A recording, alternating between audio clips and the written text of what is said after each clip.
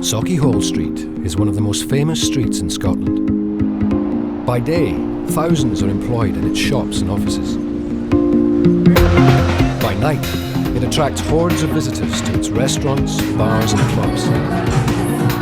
And at the weekend, the street has a reputation as one of the most buzzing places to go out in Glasgow. Sauchiehall Street, Sauchiehall Street, Sauchiehall Street. The street follows the lives of a number of people over the course of a year as they try to earn their crust. There was a couple of wee fucking wanks scratching a fucking dick for 8 hours this morning. Look at this, man. Hey, guys! Protect the public. Well, you feel worried about what's going to happen. It could have killed him. Make sweet music. Another pound, I can buy a loaf of bread. I'm not a greedy person, but a pound counts. And struggle to make a living. I don't have a problem with closing your business down, but I don't want to do it. On one of Scotland's most iconic streets. So basically they're all spineless bastards, in my view.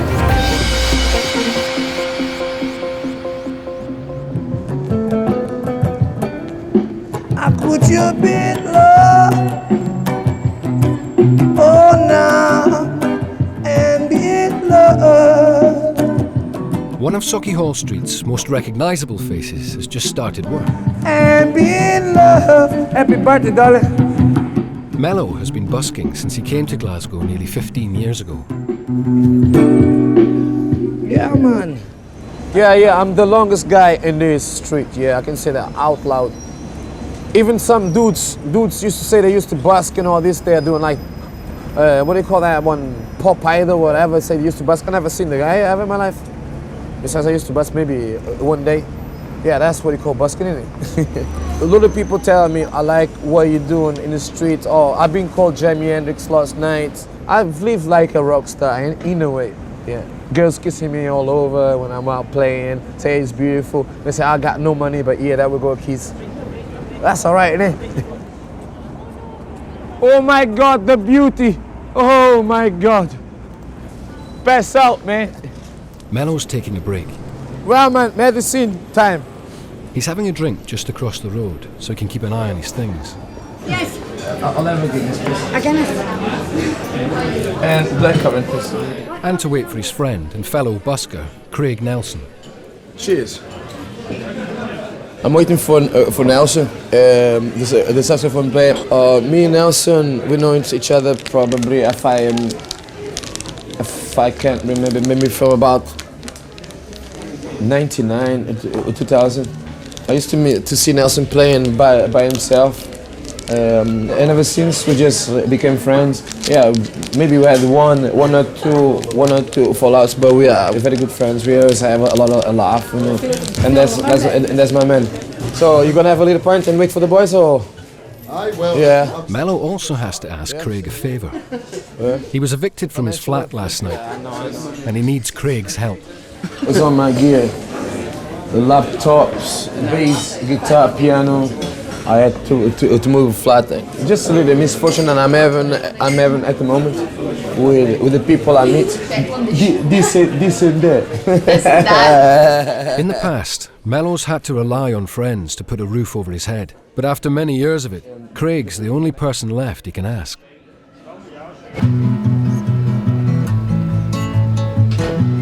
Nestled in the heart of the pedestrianised shopping end of Sauchiehall Street is a haven for small retailers called the Savoy Centre. It's home to over 60 independent shops, and in its 20-year history, it's become an institution for bargain hunters. Okay, guys, thanks. Just go down that entrance there, Jimmy. It's okay. For the last 3 years, the centre has been run by manager Jim and assistant manager Neil. Is it Jim Connan you're looking for? Right, okay, you his girlfriend. You sound as if you're a wee bit of a saucy bit of stuff. Good afternoon, Savoy Centre, Glasgow. You're a big bit of stuff. Now, if you phone him before 11 o'clock, his wife's knowing, and then you'll not cause any hassle then. All right, fine. Right, darling, you take care. Bye-bye. Bye-bye, sweetheart. Bye-bye. Bye-bye. 93 years old. 93. And she sounds as if she's 25. Unbelievable. Because of the economic downturn, the Savoy Centre has seen more prosperous times. It's been better, you know. It's been better. Like any Any independent retailer, it's tough. It's really, really tough. There seems to be a dividing line. You know, the high-end retailers like John Lewis and supermarkets and the likes, you know, they seem to be doing reasonably well, but the smaller, the more independent, the more niche are struggling. Have you got that letter, Neil? Oh. Neil and Jim have a plan, though, to turn the Savoy around. Basically, we're looking at Sunday openings, which should have been done 20 years ago, but unfortunately it's getting done and addressed now. Quick survey down Sauchiehall Street suggests that we're the only retail outlet that's not open on a Sunday. So therefore, we have to address that and address it now. Some retailers are happy about it, some retailers are going with it. There's a couple of retailers that are showing a bit of resistance, but we're trying as best as we possibly can to let them feel as though it is the way that they need to go forward. Leading the opposition is shoe shop owner Ian. These units don't come cheap. It's a substantial amount of money for the size of unit that we have, and they're looking to increase that by another 8% for opening on Sunday, which, as I say, the centre should have been opened 20 years ago, not now on a Sunday. So they're too late with it. Everyone's told him that they're not paying, but we get less than a handful of people on Friday who withheld that extra. So, you know, he's got to be intelligent enough to realise it's almost a losing battle. I personally don't think it's sufficient for us to justify the cost for us to do it. It doesn't bear thinking about if we don't move forward with this place. But it's not costing you any money. The benefits to you are far greater than anybody else. I'm not prepared to pay any more money in rent. Well, if you're not prepared to, I don't have any alternative but to serve you notice on the unit if you don't pay. I'm not prepared to pay any more money. So if you're looking for more money, I'm out. Well, you won't ever think about it over the weekend, or is that?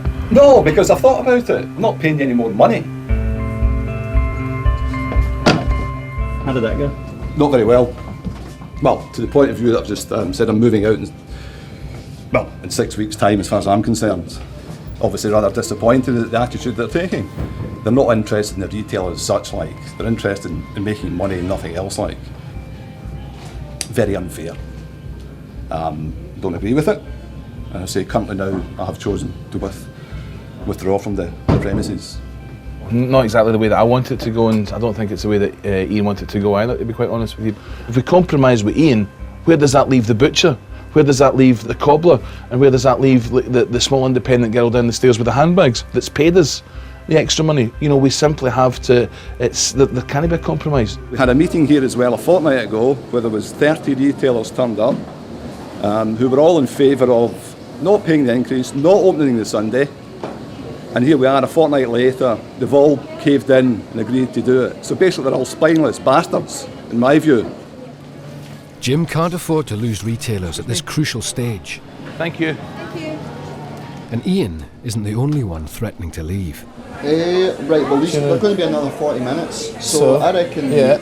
Back down the street, Mello's still in need of somewhere to sleep tonight. Cheers, brother. But lucky for him, Craig's agreed to let him stay. Yeah, I'm going to have another one, but I'm going to have like a men's drink. We kind of helped each other out a bit. I stayed with him for a while and he stayed with me, but not that much. But I mean, it's like on the temporary level, at least maybe he has less options than he might have had 6 months ago. Double Jager. No, it's not going to be like an open-ended thing, but eventually I'm sure he'll get something, do you know what I mean? I'm out. Craig's only got a one-bedroom flat and is letting Mello stay on his couch on the strict understanding that he has to start saving or he'll be back on the street.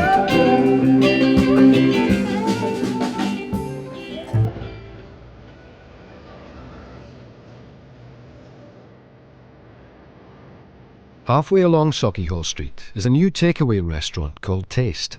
We get 2 baguettes down here, please, Kiddie. Hi, Al, can I get for these guys? Catering mainly to office and shop workers, it already has a good reputation for serving freshly made food. David, get some peppers up front for you. We need to get a quick veggie chili sorted out. It's run by Nick, who's a highly trained chef. He's returned home to Glasgow after working in upmarket London restaurants. There you go, mate. Cheers, buddy. Enjoy that. It's a fresh start for Nick. His time in London led to a serious drug addiction and a long stint in rehab. Cannabis was a major problem for us. Cocaine was a fucking monumental problem. How much would you take? About an ounce, £1,000 worth. What? How often? Cocaine, a week, £1,000 worth a week. Every day I was doing it. I counted up when I was rehab how much I spent on it. Basically a house and a Ferrari. I put up my nose. Nick opened Taste with his childhood friend, Kiddie. Sometimes it can be a bit hard because we've been friends for so long, we take things a wee bit too personally, but at the end of the day we can still try and get a laugh together, so it's okay, it's good. I don't lie anymore. I don't cheat on people. I'm not a fucking psychopath, I was mental, man. I was insane. I mean, I can laugh at it now, but if you don't laugh at it, can you do, you know what I mean? You've got to be fully aware of it, because the saying I take my eye off the ball, I'm fucking running that back street in a boozer, you know what I mean? And that's what it would be like for me. If I'm mad at it, this place will be shut in a month if I go back on it.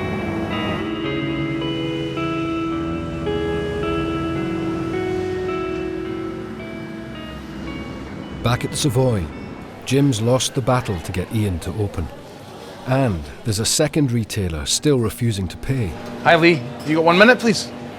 Basically, you've not paid any more rent. Yeah. Well, we're going to have to close you then.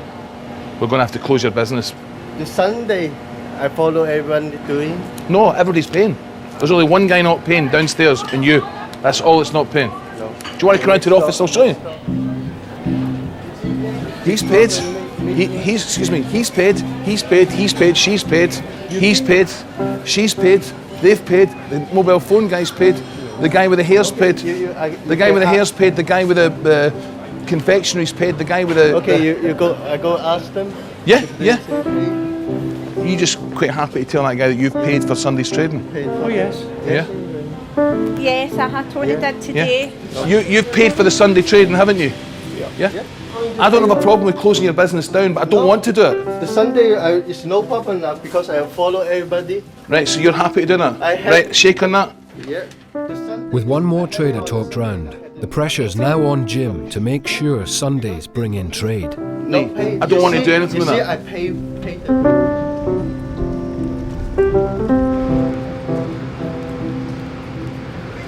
Back in Taste, Save the children and fucking shelter and all that, man. Hey, they're doing a good cause, man, but they're a fucking pure pain. We walk across the road to take the tables and they're like, oh, hello sir, oh there, you got a minute there, oh there. Fuck off. Running over to get a carton of milk or something like that. Oh, hello. And they get pure offended if you tell them about, you know what I mean? Like, oh fine, attitudes.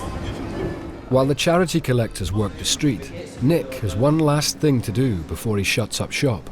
So basically I work for Glasgow Regeneration Agency and Kevin attends our training programme in the South West. It's a Get Ready for Work programme.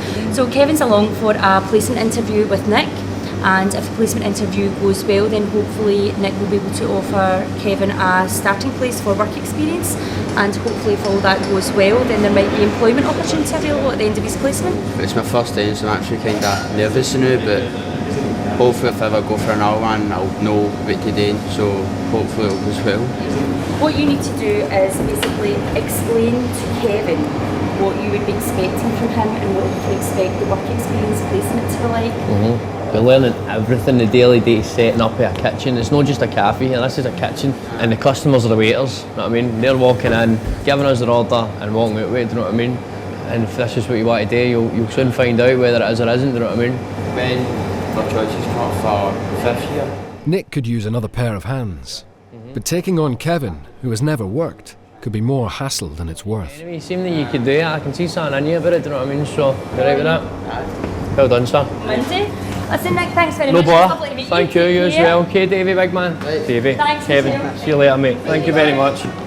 He seems a lot more on the ball than I think he knows. I don't know, I can see something and I can't explain it when I see something in somebody. I just see it, do you know what I mean? See maybe a wee bit of myself in him or something like that, do you know what I mean?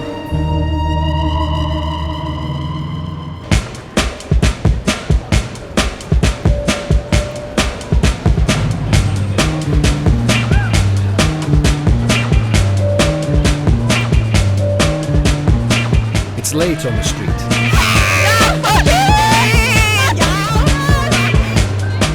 And Mello is still out busking.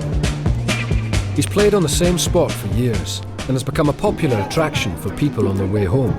I got a black magic woman. She got me so blind I can see. Mello doesn't claim benefits, so busking is his only source of income. What's up, brother? Come on, man. Give me a chance, man. I need some money, man. He always earns better money busking alone. That's the lesson that my mother said to me. Do things on your own, you'll be fine.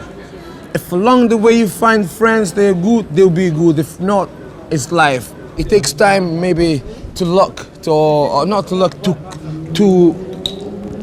I just been insulted again. That's what it happens. But Mello's good time is cut short. What about the fucking British or the homeless? Right? Yeah. You're taking the fucking piss, that's what you're doing. Yeah. You're sitting here mounting your country for thousands, you fucking black bastard, you. Okay, thank you very much. You try to see or no? Thank How much do you make sitting here busking every fucking day? You make thousands more than your country makes. All we say is like... You're a black bastard. Thank you. Admit it. Thank you very much. Admit it, you're a black fuck. Can you play a note to I save pay tax yourself? every fucking Can month. you play a note to save Hundreds yourself? of pounds Can you off a play tax music? to keep you Can you in the play fucking music? country, you black bastard. Whatever you do, Fucking man. pay you, man. Stay away from me, man. Serious. Serious, brother. If you want problem with me, you get it. Serious. What? You want problem with me, you get it. Go ahead. You got fucking Go problem ahead. with me. Go ahead. You get. But both of you. Serious. I'm quick. Serious. Get away from me. The both of you. Serious. I'm serious. I'm serious. I'm black. I'm proud. You try me. Fucking try me. Fuck off. Serious. Serious. I'm not joking. I'm not joking. I'm not joking. I'm not joking. Serious. Leave me alone. Leave me. Don't even go coward on me. Leave me alone. Serious, bruv. There we go. That's what you get from being stupid. I just want to take advantage. Leave me alone, man. Serious. Leave me alone. The both of you. The fucking I swear on my life. Trying to fuck me up. Go ahead. Any move you do, I'll fuck you up. Go ahead.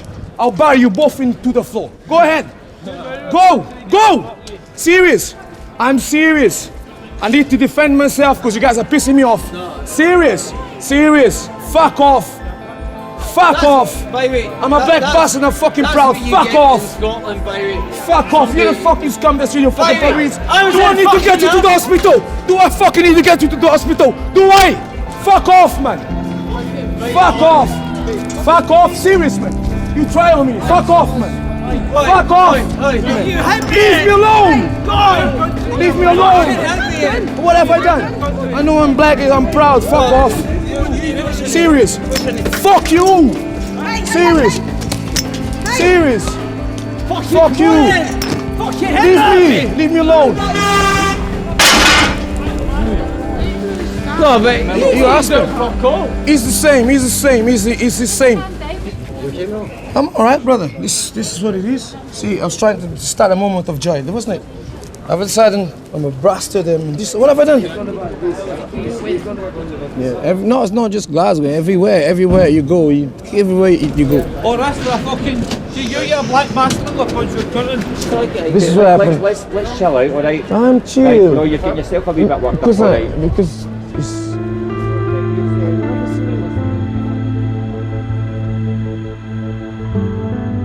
Over in the south side of Glasgow, Craig's moved Mello's things into his flat and is waiting up for him. I can't even be bothered thinking about time frames. It's like I keep on setting the date then just moving it back, so I can't even be bothered anymore. He knows that I'd rather be by myself. He knows that I'm hardly delighted he's here, so he has a conscience. You know, if he knows that he's imposing on somebody, then like deep down that's going to kick in and eventually he's going to want to find his own place to live. It just starts to feel like you're taking advantage of somebody, you know, so like you just move. That sounds like Mello outside.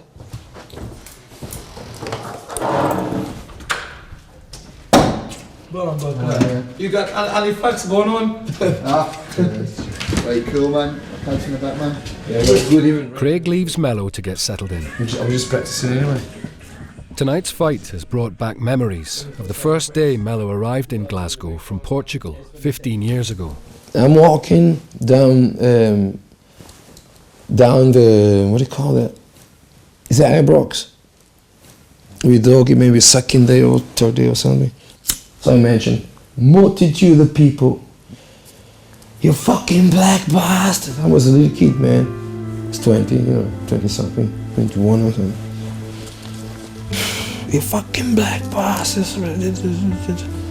Since then, it's just been like every day. Yeah.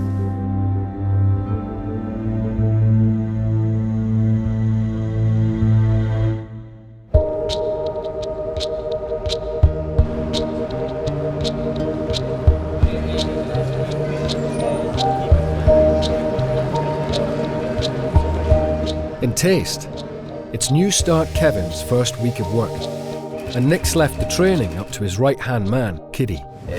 You can do the onions, you know what to do with the onions, don't you? The red onions, do it about 8.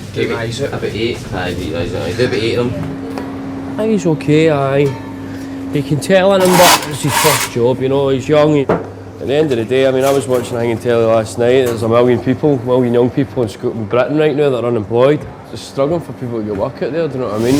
When I left school, I got my CV ready and everything. Thinking, I'll go down and try and see what I can get. And I went into like 5-6 shops for CVs and I heard back to anyone. I went for a job and the guy said, usually we get 30 people.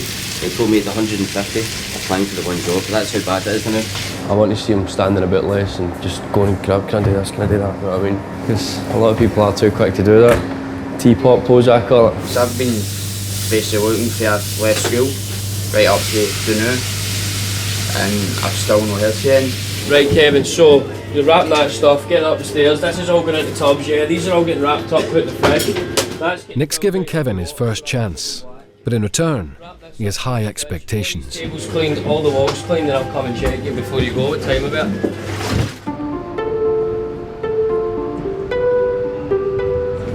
One end of Sauchiehall Street has over 20 bars, restaurants and clubs.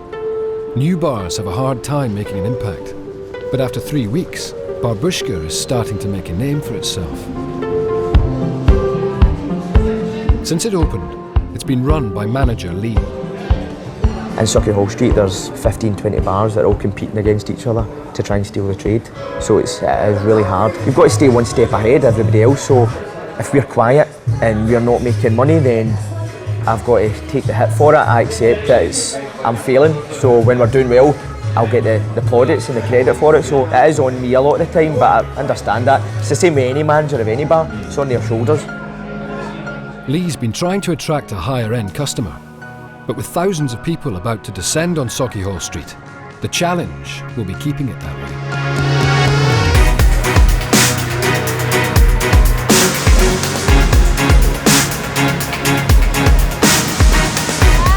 If you've not got a lumber by now, you shouldn't be getting one in the taxi queue. Let's go down.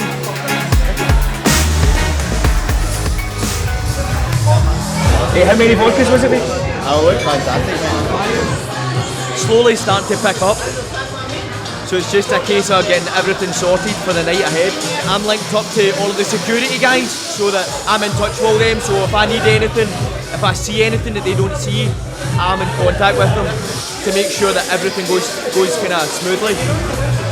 In a packed bar, Lee can't keep an eye on everyone, so he'll be on high alert for the rest of the night.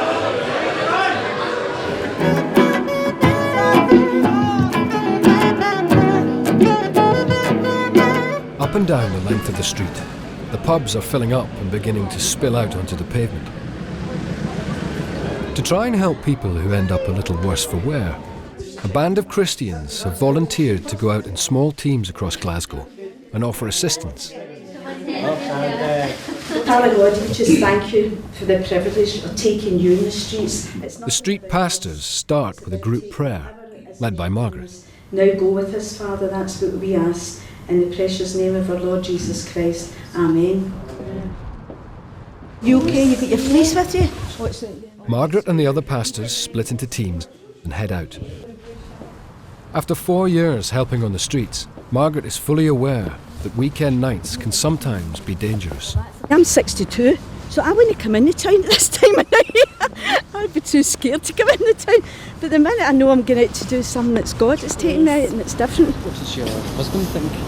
He was kind of weary about going out in the street at this time of night, but after 4 years now, he's okay. He keeps the bed warm. That's sign he moves over to let me in when I go. He's a good man. After 40 years of marriage, he's well trained.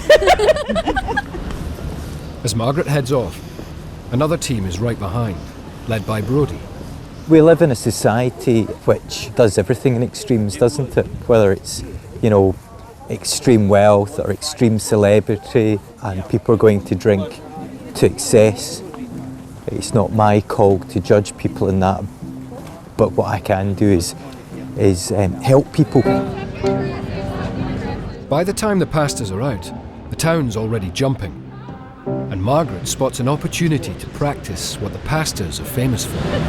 Hi, lass, excuse us, would you like a pair of flip-flops? No cost you nothing, just to cut you down. Oh, do you know what? This is absolutely brilliant. You watch your Dublin, no, it's good then. You'll get up the road. You're a lifesaver. Thank you. I guess part of the rationale behind the flip-flops is it saves people ending up at A&E getting their foot stitched up because they've stepped in a bit of glass. Thanks very much. God bless you. Bless you, lass. But it's also symbolic of what we're about. I guess the technical term would be it's a sign of God's grace. Oops, sorry. It's marvellous what a wee pair of flip-flops does, doesn't it? Just brightens somebody's day up. Back at Barbushka. When we're kind of starting to quieten off, I have a wee look at the rest of the street just to see where else is kind of busy. Because we're in the new bar, the novelty's not worn off yet. Usually find a new bar, it's busy for a bit and then the novelty wears off. But right now, I think we are the kind of, because we are the newest bar in the street, we are getting a lot of the trade, which is good for me obviously. But it's not long before he gets word of two men acting suspiciously in the toilets. So the toilet attendant who saw what happened will point the guy out to the steward. The steward will deal with him. So I'm not sure what it is, if it's somebody's just too drunk or not. 9 times out of 10 it's just a drunk giving a bit of a goose. So with a high-end bar comes high-end party drugs, and Lee can't take any chances.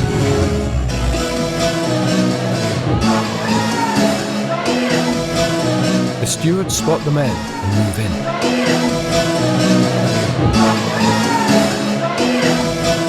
But without much persuasion, the men head out the door quietly.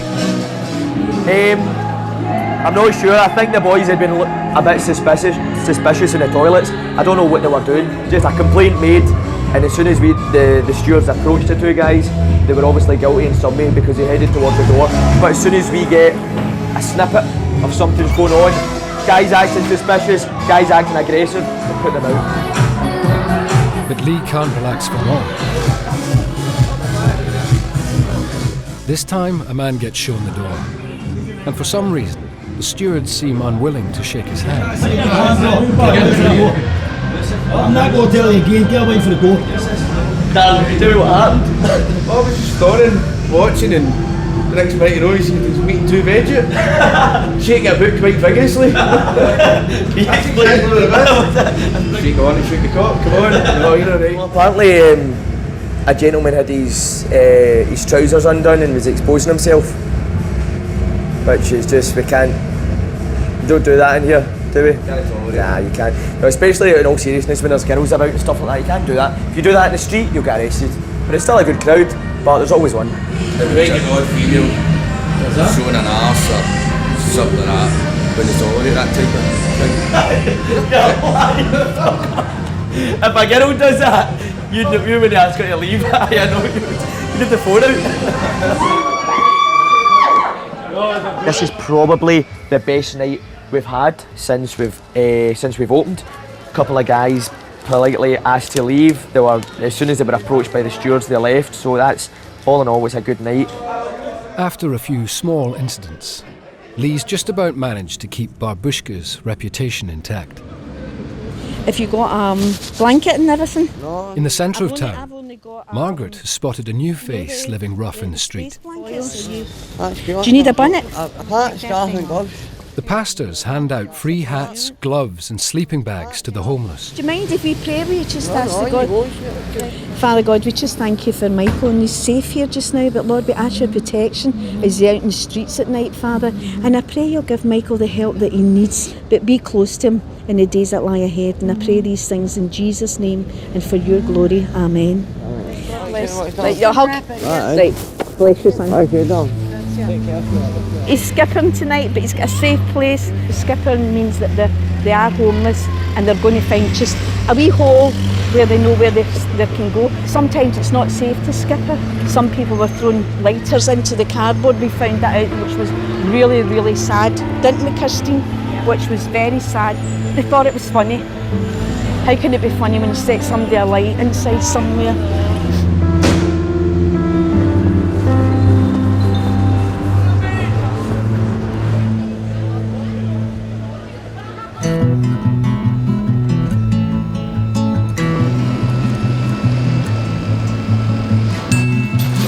It's Sunday morning. At the Savoy, assistant manager Neil is in to open the doors. Footfall has to be high today to make it worthwhile for the traders. That is, if any turn up. Well, today's going to be the first day of our Sunday opening. There's been some very positive people with it. There's been a few people not quite so positive. But we just need to see how today goes. So we're in nice and early, open up, and just need to play it by ear. Despite Neil's fears, every retailer is getting ready for business. Well, nearly. Ian's shoe shop is still shut. So with only Ian left standing his ground, the centre's ready for its first customers. We are, yes, yeah, and you come. We've never opened before on Sunday. It's the very first day, and nobody else has ever been in the centre on a Sunday. But you're making history today. You're the very, very first customer. But it means you need to buy something as well. Otherwise, you're not a customer. Otherwise, you're just browsing. You get to see it. Thank you very much. Thanks a lot. What our job as landlords, if you like, is to bring people in, and now it's up to the retailers. They've to show them what they've got for sale, show them the value, and hopefully those two of them will walk out with bags full of stuff. Neil has had his first few customers through the door, but he'll need a lot more if Sunday openings are going to work.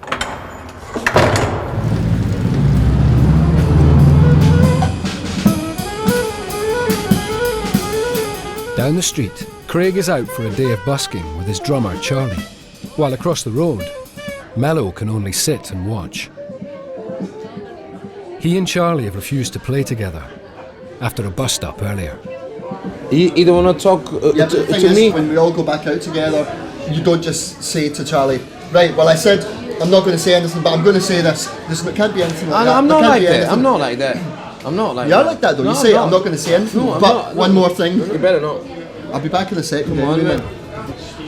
Charlie became too old, and he's thinking that anyone that drinks a pint, anyone that smokes a beef would go to hell. If Charlie doesn't want to talk later, I don't want to play with Charlie no more.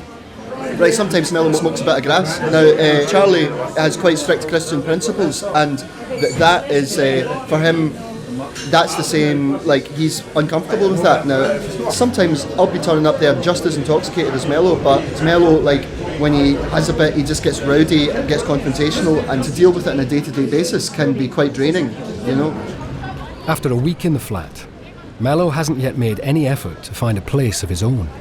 First I was like, oh yeah, you can stay for an indefinite period of time, and up to a point that is true, but I would like it sooner rather than later, do you know what I mean? But I mean, hopefully, he's going to realise that I'm actually his last option, and it is ridiculous that I'm his last option. There's a lot of other people he's been staying with, but he's just wound them up and frayed their patience the same way he probably will mine, do you know? And it's like, it's just like that, I'm the last chance saloon, this is Lord Nelson's last chance saloon,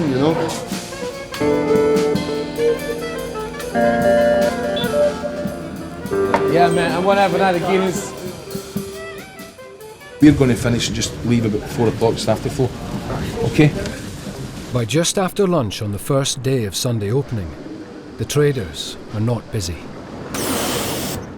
Jim and Neil are a little deflated.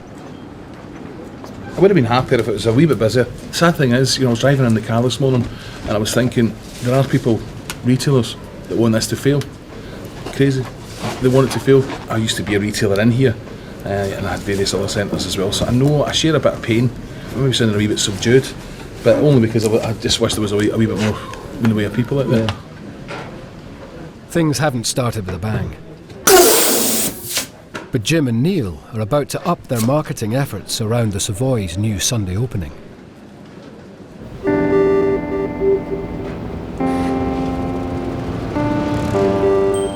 It's early morning. At Taste, Kiddie and Nick are waiting on new start Kevin to come in. Kevin's had all week to prove himself, but Nick isn't happy. Right, get these sinks filled up with hot soapy water for this fucking moron coming in. You can show him how it's done for the fucking start. I'll do them myself. No, Kiddie, you don't need to be doing them. Kevin continued not to pull his weight. When I tell him, listen, you can boot the door for 3 o'clock, I'm fine with that. As long as you get everything done. And he still just, whenever it comes 3 o'clock, he knows once 4 o'clock comes, he'll walk out the door and we'll do it. He's good one day, lazy the next. With a bit of consistency to him. It does seem to, when it gets to 3 o'clock, totally slow down. Fucking arse in gear, your arse out. Simple. That's basics. You know what I mean? That's the way I was told it, you know what I mean? Do it or don't, and fuck off. I mean, if you don't want to be here, we don't want you here. Right, Kevin. See today, I don't want any way like it's been the last few days, right? I've sat up there and watched you last night, and you're standing after I told you hot water in there, soapy, hot water in there. Get all the dishes done as soon as you can, and don't stand like that, with fucking cold water running like that. Like I stood and watched you doing last night. So I done the dishes in 4 fucking minutes last night. If you had made you do them, you'd still fucking be here washing them at the rate you were doing them, do you know what I mean? I want to see you fucking coming to me at 3 o'clock today going like, I've done it. Fuck you, let me get home now. Do you know what I mean? Like I used to do when I fucking work. That's the best thing you can ever do to anybody, especially if they're giving you bollockings. Just fucking do it better than they done it, and fucking get it done and get it to fuck. I mean, it's Friday, let's get you out the door at 3 o'clock today, okay? But as I say, if no, mate, you'll just go out the door at fucking 4 o'clock and it'll not be coming back, mate, okay? So get on, mate. Kiddie's got a list up there for you. I've got sandwich boxes. I want the sandwiches done early today, Kiddie, yeah? I think I could have had it coming. Because he did say yesterday, if you ever do it again, you'll be out, and he gave me a second chance, so this is probably my chance to actually do it. At the end of the day, he's at the stage now where he's not going to be fucking missed if he goes, so what can I do? There's no point in me struggling through with somebody that's just not really fucking into it. Chef's life's fucking nightmare, man.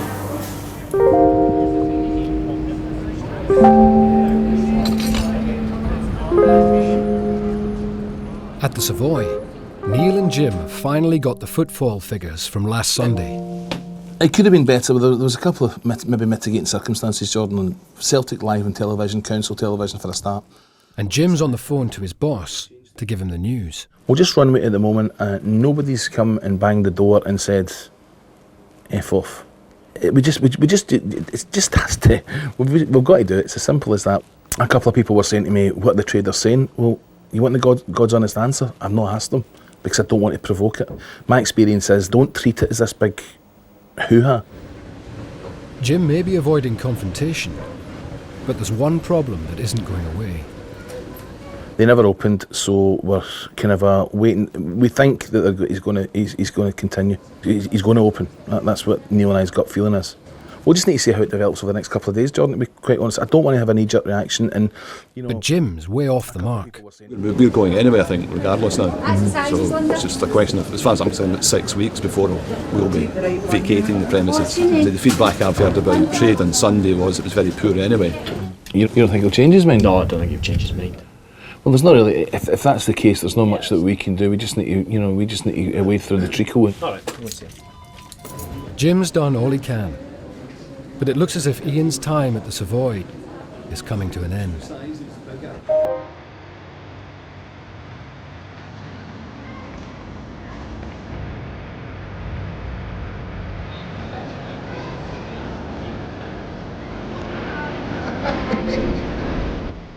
In taste, it's been a week since New Start Kevin was shouted at, and he's been trying for days to impress Nick. But with no success.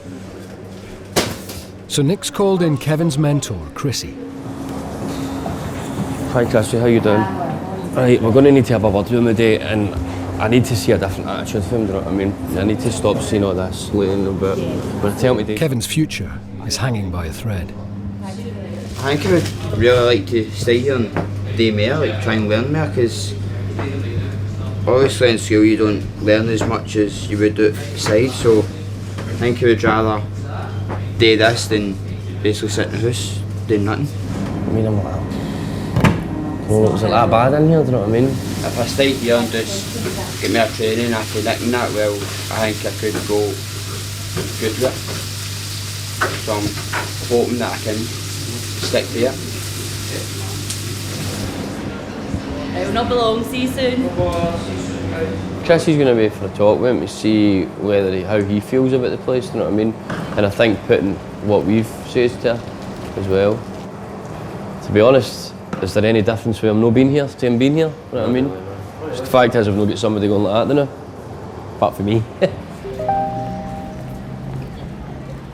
Down the street in the Savoy, the footfall figures from Sunday have slowly made their way to the traders. And they're not happy. You see how many people outside? Right, and that's it's Thursday. How can you say it's Sunday? Is enough people? Well, it's only... It's already lunchtime. It's lunchtime, you see. Only few people, come on. As Neil takes the brunt of the traders' frustrations, Jim's heading out to leaflet Sauchiehall Street with help from his daughter. Listen, you just give them out as well, darling. I give you a wee leaflet there, pet. There's a wee leaflet, princess, for you, okay? There you go, girls. Thanks very much. You can read that in bed tonight. Thanks. Excuse me, ladies. Can I give you a wee leaflet there? Thanks very much. I'll give you a wee leaflet there, pet. Thanks, Willie. Thank you. You got one, darling, then you go. Your dad's got one there as well. Excuse me, pal. Can I give you a wee leaflet there? Looks like my daughter's a bit of a natural as well. I'll give you a leaflet there, pet. Thanks very much. Thank you. Being the most primitive form of advertising, doing leaflets, you know, we could spend tens of thousands of pounds advertising the Savoy Centre, whether it be on the radio or on TV. But we don't actually need to go that far to get the audience that we're looking for. The audience is here in Sauchiehall Street. You know, it is a question of just us trying to get out here as often as we possibly could. You've got the charm, have you? Oh my, there you go.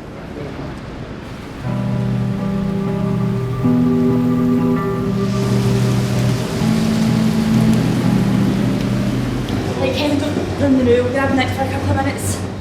Kevin's back. He's just feeling a bit... Not so much here, I think it's just more the stuff that's going on with his gran and that just now. He was quite upset actually in the car. So I've had a chat and have explained to him that his motivation isn't his side eye. I could definitely be trying harder than I have. So at least he recognises that. I was talking to Chris and just to try and keep my head up now and here and try and keep it going. Because I feel that I'm just pure no caring about it. What I said to him is we'll look at it for another week. Any problems, give me a call. If you feel that it's just becoming a waste of your time as well, don't feel that you've got to keep him.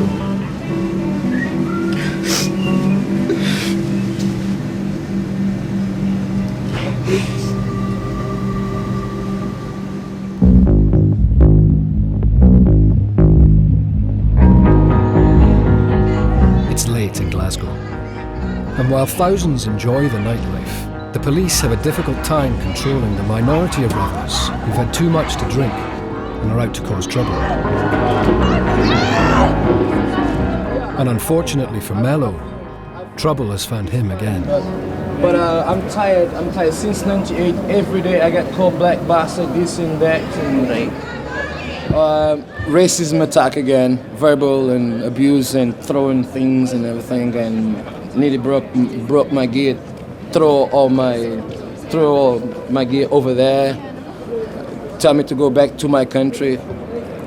My country is planet Earth, so I don't know where other country it could be. So I don't understand these people. It's very, very upsetting. Very upsetting. Well, we're going to be now, right? We'll be back down shortly. Cheers, brothers. Thank you very much.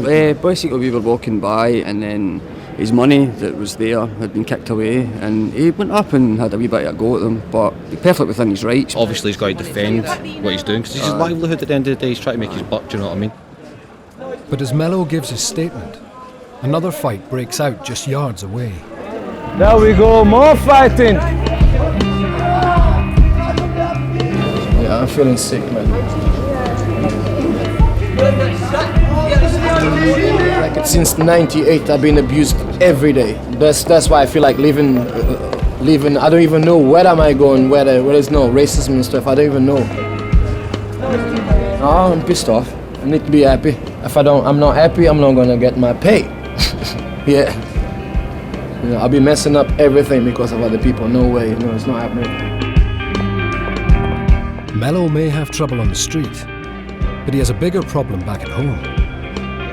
He still hasn't found a place of his own, and Craig's patience is running out.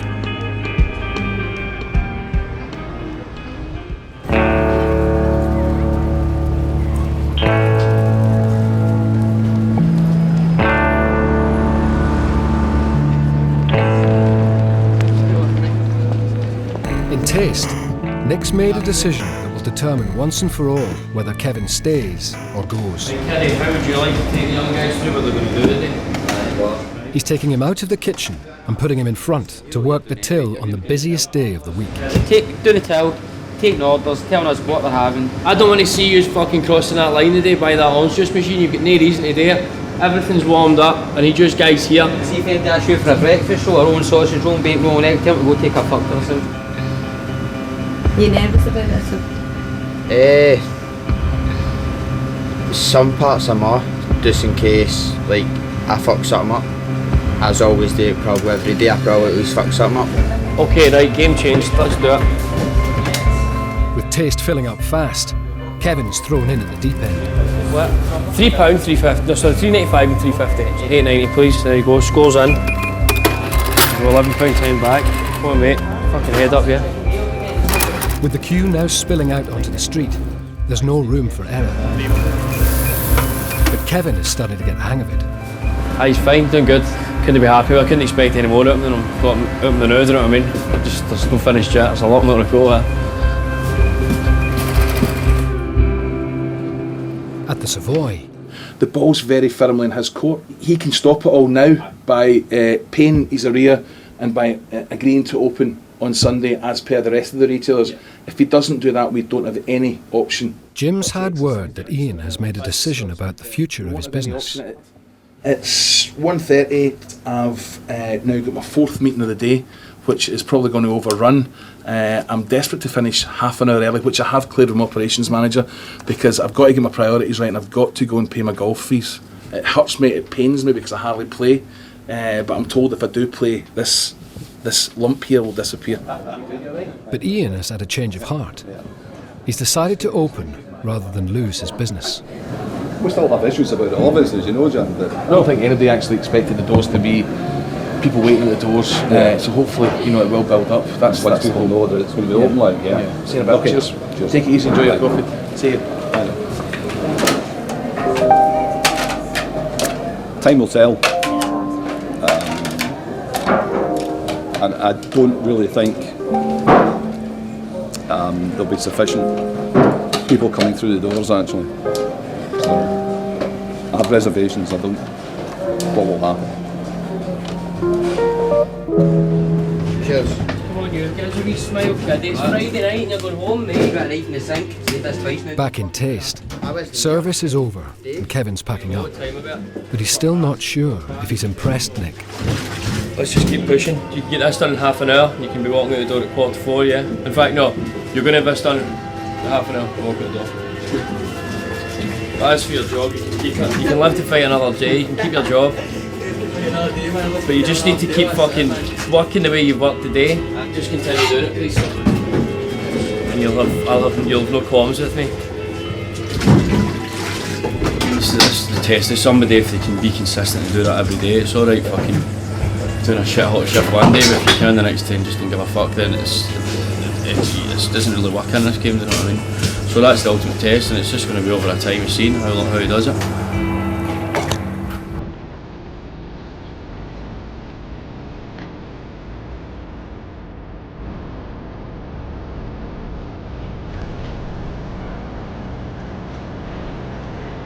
Just off Sauchiehall Street. Yeah. And I hope the cops don't see this. I need this a lot of times when I'm in the street, and like Pavarotti does it. That's what he does. Helps you to sing. It gives you a boost. Mello's back out for a day of busking.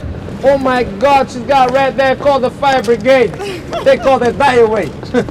It's been 2 weeks since Mello moved into Craig's, and last night they ended up fighting after more arguments about Mello not saving money. They've not spoken to each other since. Nelson is being ignoring me, and I think he should should apologize. A bump into him is going to look miserable because he knows he's done wrong. That's all. He's going to look miserable, and I'm not going to want to have a conversation unless he comes to tell me sorry for the whole time he let me down. I always earn better money by myself. I don't need them to I will earn more money by myself. I never need them anyway. If Mello can't sort things out with Craig by tonight, he'll find himself with nowhere left to go.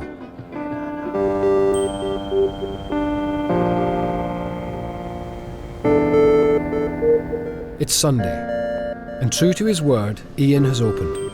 The problem is, some of the other traders haven't. It's not great. The Sunday opening's been an uphill battle from day one. If retailers are not making money, they then start making decisions with their feet. They close their unit on a Sunday. It's not worth their while coming out, getting out their beds, employing staff and coming in and opening with the current footfall that we're enjoying at the moment, which really isn't what we were looking for. But we need to keep pressing forward with it. We're duty bound. How's it going today?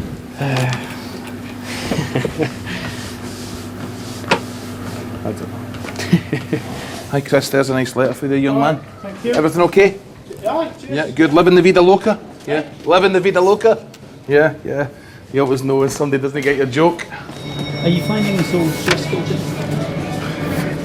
Honestly, yeah, to the point where it's becoming really a bit too much. There's been a number of nights that I haven't slept about the whole job. As much as it pains me to say, I'm seriously having to consider other options because my health's starting to suffer. I've put on so much weight in the last few months. Just comfort eating. The end of the day, I can't work any harder, but I'm just not getting the results that I used to get. And unfortunately, the way that I operate, I wear my heart on my sleeve, and I've got a wife and 2 kids to support, and I genuinely am at a loss as to what to do at the moment. I'm a genuine loss.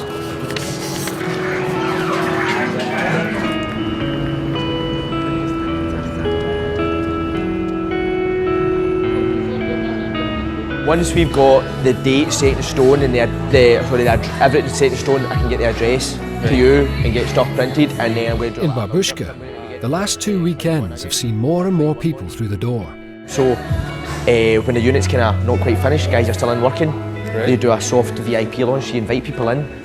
So the owners have decided to shut up shop and move to a bigger unit further down Sauchiehall Street. And we're going to be moving the Babushka to another location further along the street. So I'll be quite gutted, to be honest, because it's a lot of good. It's kind of got my first chance here, managed to do alright, so it is good, it will work better. It'll take a little bit of time like anywhere because it's just open from scratch, but it will get better.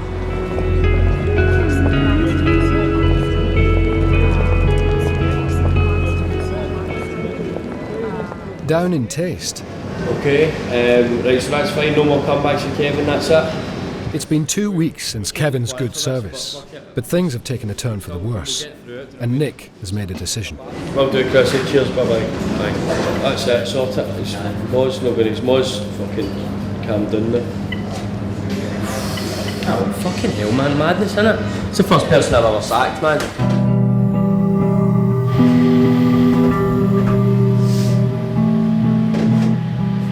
He basically says, you're not supposed to be here now. He says, did you not get a message in it? And I says, no, my phone's broke. I phoned Chrissy, I think she phoned Nick, and basically says that Wednesday came back, and I've not been back since, and I've not heard from him. We've decided to call it a day with Kevin, to be honest with you. It's just no worked out at all. We phoned Chrissy, she's then spoke to his mum, and there's been a big bust up on the phone with his mum as well. It was alright at first, but when we were actually working for him, it was just a completely different person. I think it was just acting like a pure arsehole so many times. I've been backed into this corner and I'm not prepared to do it anymore, and it's making me look like a fanny as well if I just keep getting chances and these guys' shoulders drop because they're like, why the fuck are we doing all this when this cunt's coming in here and just fucking getting an easy life, do you know what I mean? And just not trying for us when it is easy. So that's this final straw to me, to be honest. On Monday, Kevin will be at the job centre, with little prospect of finding work.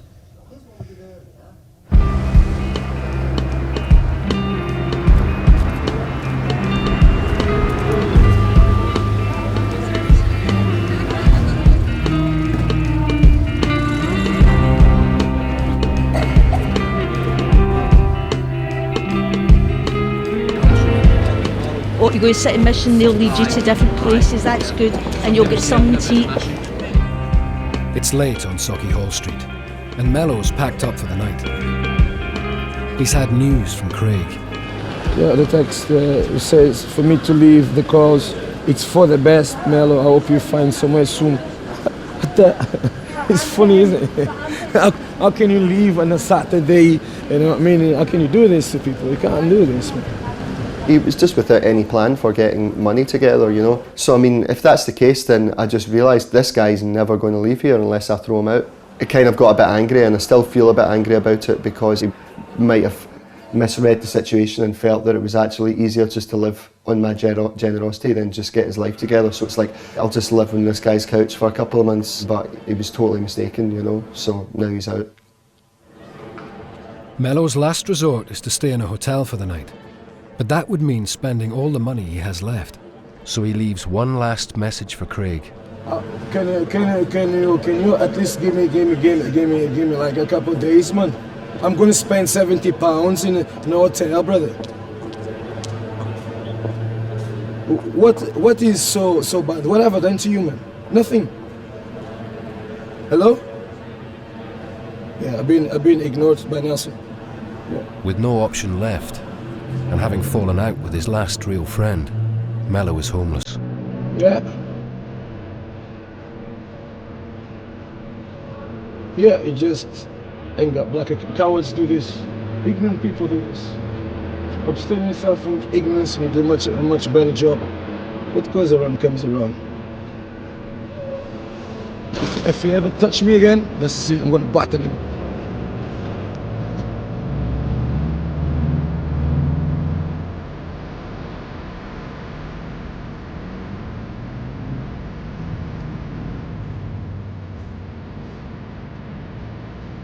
Yeah, it's just a little struggle. It's my fault. It's my fault for trusting them too much. I say it's my fault.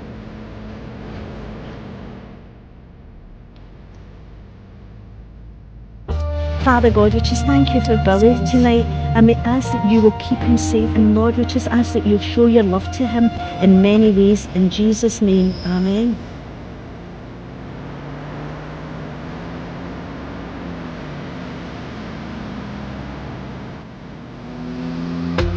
Next time on the street. Come on, fucking through, you idiot! Stop fucking hiding through the back, come on, I need you. Red on you, son. Nick has even more staff problems when Kiddie goes AWOL. I sort of fear the worst, you know what I mean? I fear they could be fucking hanging for a tree, you know what I mean? Mello gets a new start and a new flat. Expect the worst, and good things maybe happen. Jim continues to champion Sunday openings, but is faced with a big decision. I'm in a corner, I'm on the ropes, and I have nowhere to go. Hiya, anything we can do to help? The pastors are out again, looking after the partygoers on the street. Well, is he okay? And next week, the Savoy's newest psychic tries to make a name for himself, with unpredictable results. My psychic ability on you is that you're full of shit.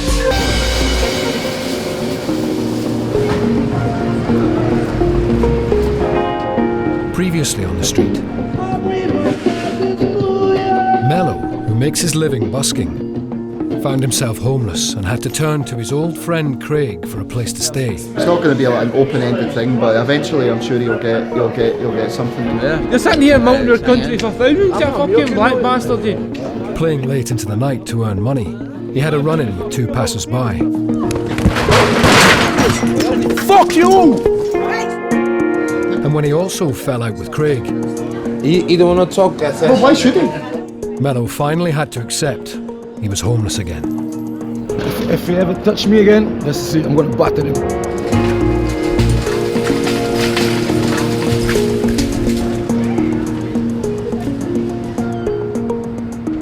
Three weeks on, and Mello is still living in a cheap hotel while he tries to save money for a place of his own. Do you know one of the things I like around here is this.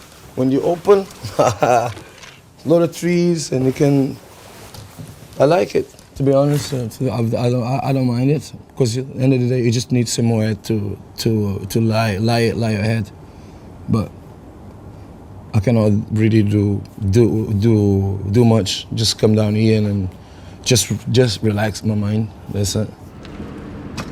He's just had some good news though. He's been offered a free place to stay while he gets back on his feet.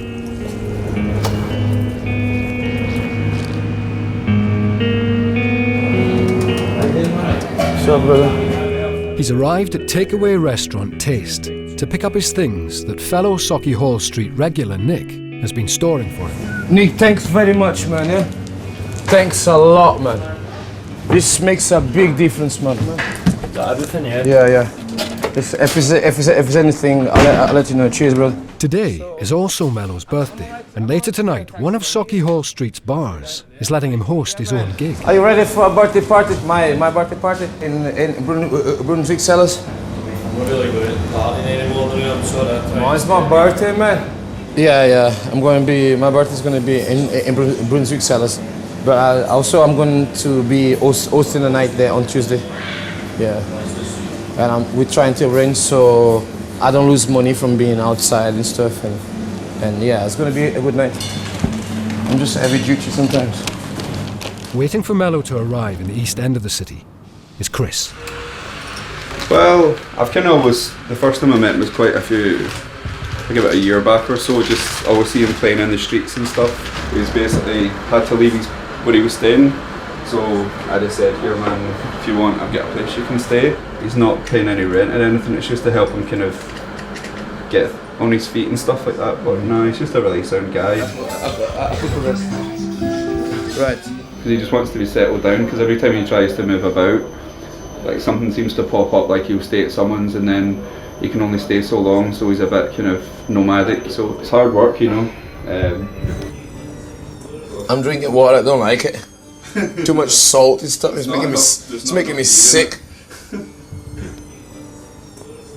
I think if you got enough time, I think I'm gonna have something to drink.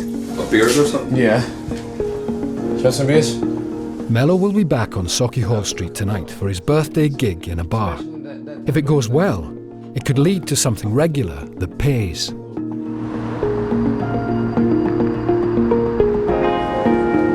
Previously on the street, Get these sinks filled up with hot soapy water for this fucking moron coming in. ex-addict Nick was trying everything he could to make his new takeaway business work. Cannabis was a major problem for us. Cocaine was a fucking monumental problem. He was short-staffed, so took on school leaver Kevin. I see something and I can't explain it. When I see something in somebody, I just see it, do you know what I mean? See maybe a wee bit of myself in them or something like that, do you know what I mean? Nick tried to give Kevin every chance. Just fucking do it better than they done it and fucking get it done and get it to fuck. But eventually he gave up and sacked him. To be honest, is there any difference with him not being here to him being here? I think he was just acting like a pure arsehole so many times.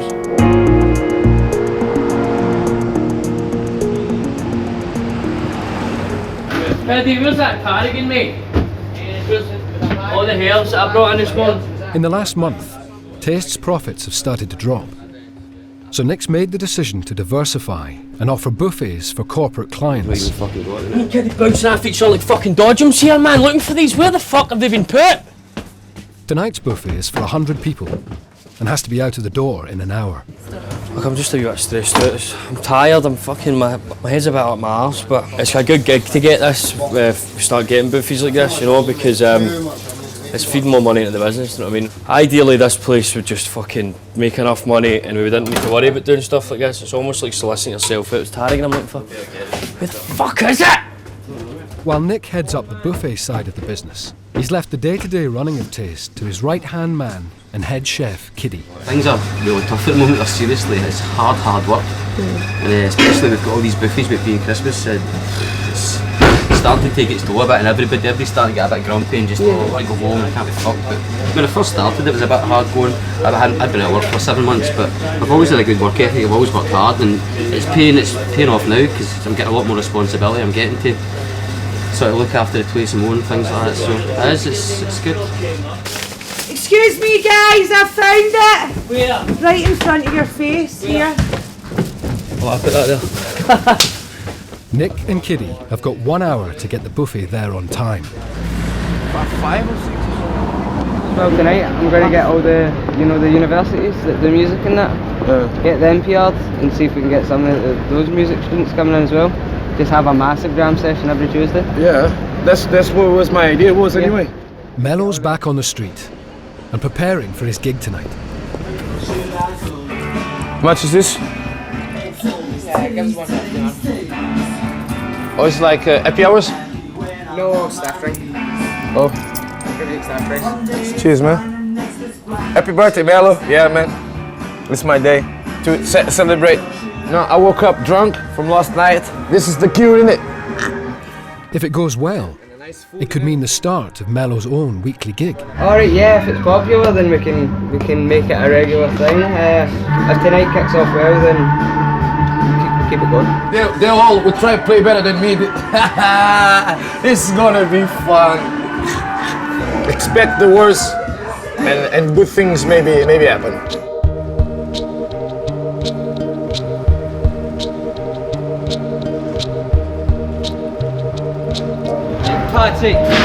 Patrick, do you want to go with him now, please? Go with him upstairs. Back in Taste, Nick's rushing to get the buffet delivered on time. The last year, an opening Taste has meant a big change for Nick. What I'm doing with Taste now, I wouldn't be able to do that if I was still carrying on the way I was. No way I'd be able to do it. I wouldn't be taking any money home with it, lads, you know what I mean? I would be fucking... I'd be a joke, do you know what I mean? The place, I'd be upstairs sleeping all the time, you know what I mean? I'm healthy and all that now, do you know what I mean? And I'm happy, I'm content myself, and I'm projecting all my stress out at work, and when I finish at night I'm quite happy, do you know what I mean? Just do 2 ham and cheese, do 2 cheese, and just do 2 pastrami. And at least we've got something to get started if we don't get the stuff in. The last year has not been as positive for everyone in Taste. I had a really shit year last year, to be honest with you. I was unemployed for a while and I was didn't know what I was doing with myself for a while. I don't know, just lost the plot a couple of times.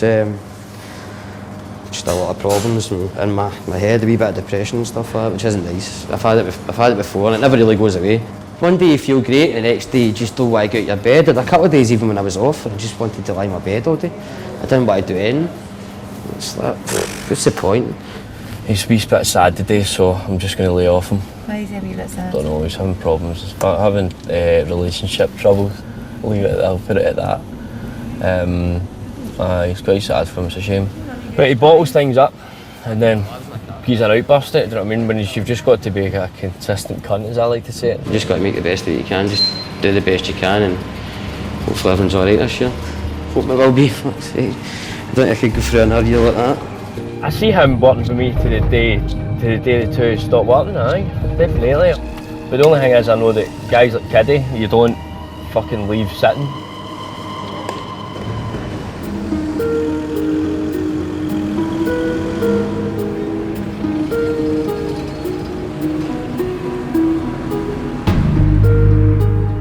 Sauchiehall Street has a new resident who's just arrived after living and working in Spain. Well, about 6 years ago, I was on Talk 107. I was on the radio every Saturday. From there, I went and toured around the world, went to Spain, went to Dublin, went to Turkey, and I woke up one day and a little voice said, it's time for you to go and work in Glasgow. Everything seems to be like a little jigsaw fitting to pieces. I still wish it was a bit sunnier. Chris may have only just arrived, but he already has work later tonight. Apparently it's the oldest pub in Glasgow, and the entities that are in there we're going to try and talk to and link up to and see, is anybody haunting the pub, anybody stuck in the pub. We might find some interesting characters. Chris is a clairvoyant psychic and hypnotist. He's moved lock, stock and barrel to Glasgow after receiving instructions from the spirit world. Anybody that goes into this type of field, they should know exactly what they're doing, or they shouldn't be messing with it at all. Don't mess with things that you don't understand, because it's very dangerous and very real if you don't know who you're dealing with. It looks like quite an ancient place stuck in the middle of some of the modern buildings, but let's go and have some fun. Up on Sauchiehall Street, Mello's not on his usual pitch.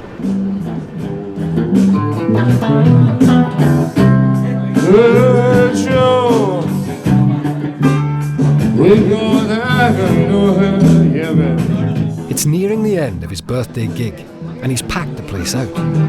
Yes, I did a shot. Mello's been brilliant. Fair amount of publicity. Making a lot of money, putting a lot of money in the till, so happy about that.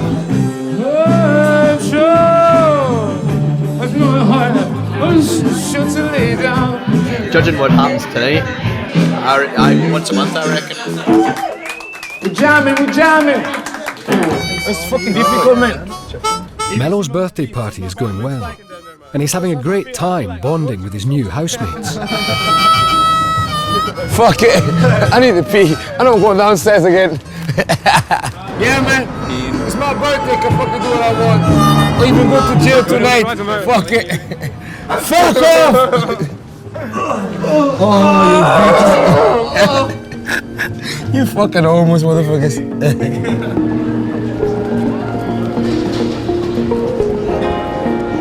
Previously on the street, the Christian group, the street pastors, were out looking after the inebriated and the vulnerable.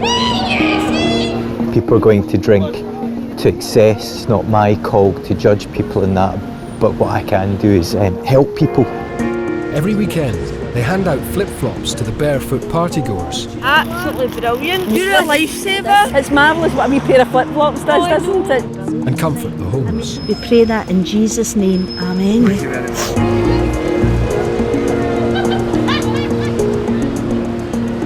A month on, and the pastors are out again.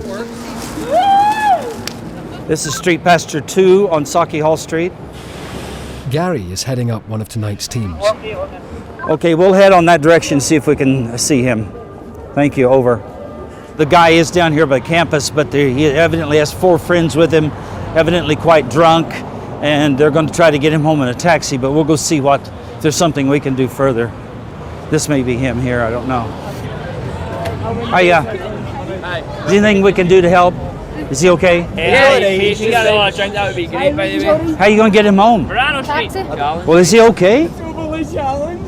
So you guys are going to be sure you get him home safely? Okay. We just want to be sure he's safe. Yeah, no, he's fine. Okay. Thanks, though. There's not much we can do. At least he has some mates there, so. I feel like the church is pretty insular, locked into kind of their churches, sitting in their pews, doing their religious thing inside a building, and really not knowing what's going on in the real world on the streets like this. And I feel like if we can get some of those people out here doing really what they need to be doing. The gospel really for us is all about caring for people, loving them, supporting them. It's just our message. As Gary and his team continue on, they're stopped in their tracks. I said, you give me a stream by 1 o'clock. Did you speak to the other street pastors? Yes, 1 o'clock at the running leg. But I think they've only got one bag. Yeah, and it's for me. The pastors hand out free hats, scarves and sleeping bags to the homeless. Yeah. He's spoken with one of our team at 1 o'clock after the break. They're going to meet him at the running legs up by the bus station and give him a sleeping bag. We're sleeping rough, right? I'm waiting. I've got to go up to the running legs at 1 o'clock to get a sleeping bag, and they're going to give me. And the street pastors are going to give me a sleeping bag. Usually the other street pastor, Mum, no. Usually they can give you like gloves and scarves and that, no, and hats and that, no. What if they have on any given night? Say we give them a sleeping bag, they may bin it or get it stolen the next night. So it's just very difficult to know what to do. And these bags are costing us about 10 or 12 pounds a piece at best. But we think if we can get them through a night, that's okay. We'll do what we can do to help them.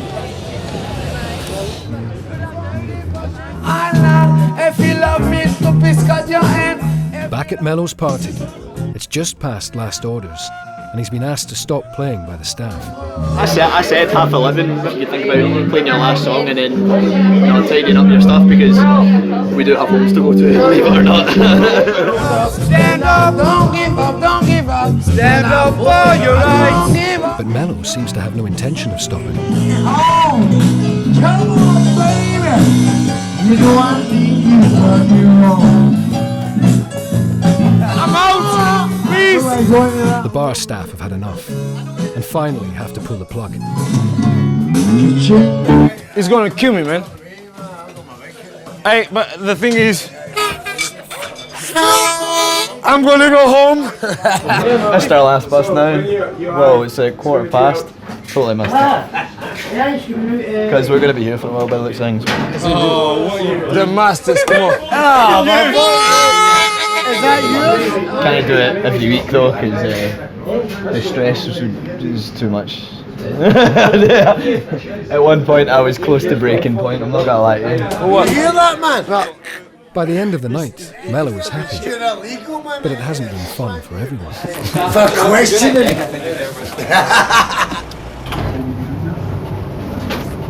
Ladies' toilet there, gents' toilet there. Okay.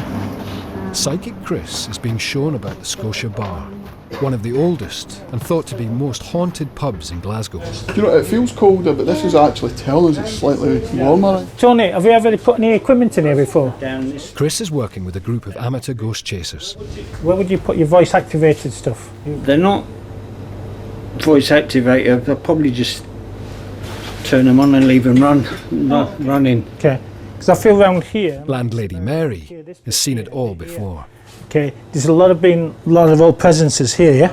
I had a very extraordinary evening, one with the very first group that came in here. They had a seance and they had a woman came through to them.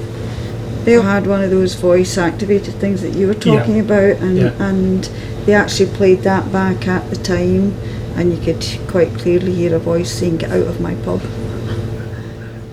Chris has gravitated to one corner of the bar and has managed to make contact. I feel a little girl here, okay?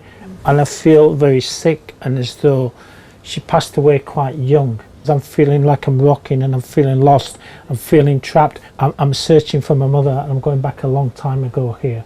But I feel as though the girl is moving on to going to take her to a proper spiritual resting place. Is that okay with yourself? I do that. And okay with do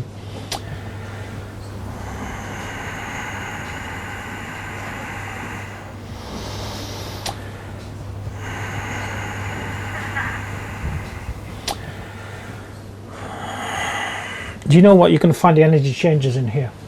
Oh, you watch and get back to me in a week or two if you can, or I'll call you or something, and find out if the energy changes in here. Chris may have made a connection with Glaswegian spirits. Very nice, thank you. Very interesting, thank you. But tomorrow, his psychic ability will be tested by Sauchiehall Street's paying public.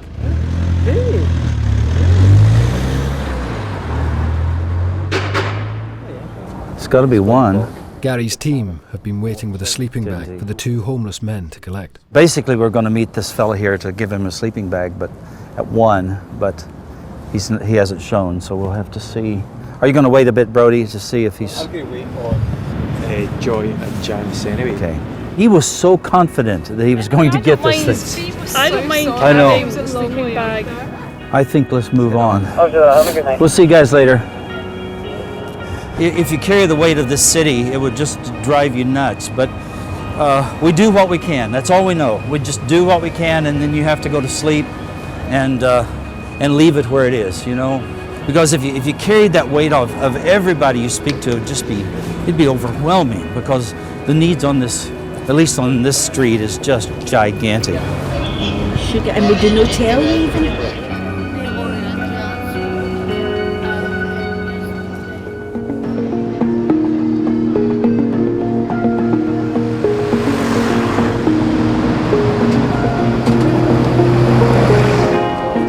Previously on the street, Jim and Neil, managers of the Savoy Centre, the home of over 60 small retailers, started Sunday trading to boost revenue.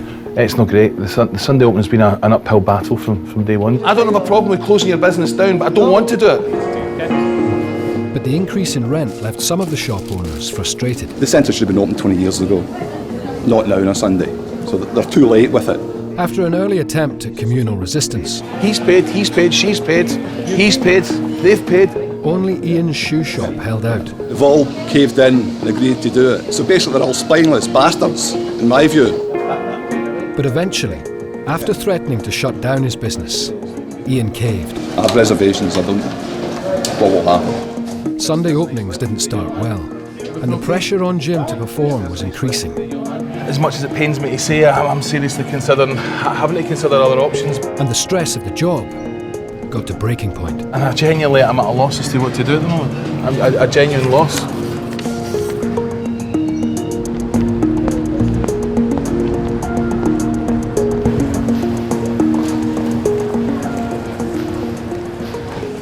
Three weeks on, and Ian's opened every Sunday.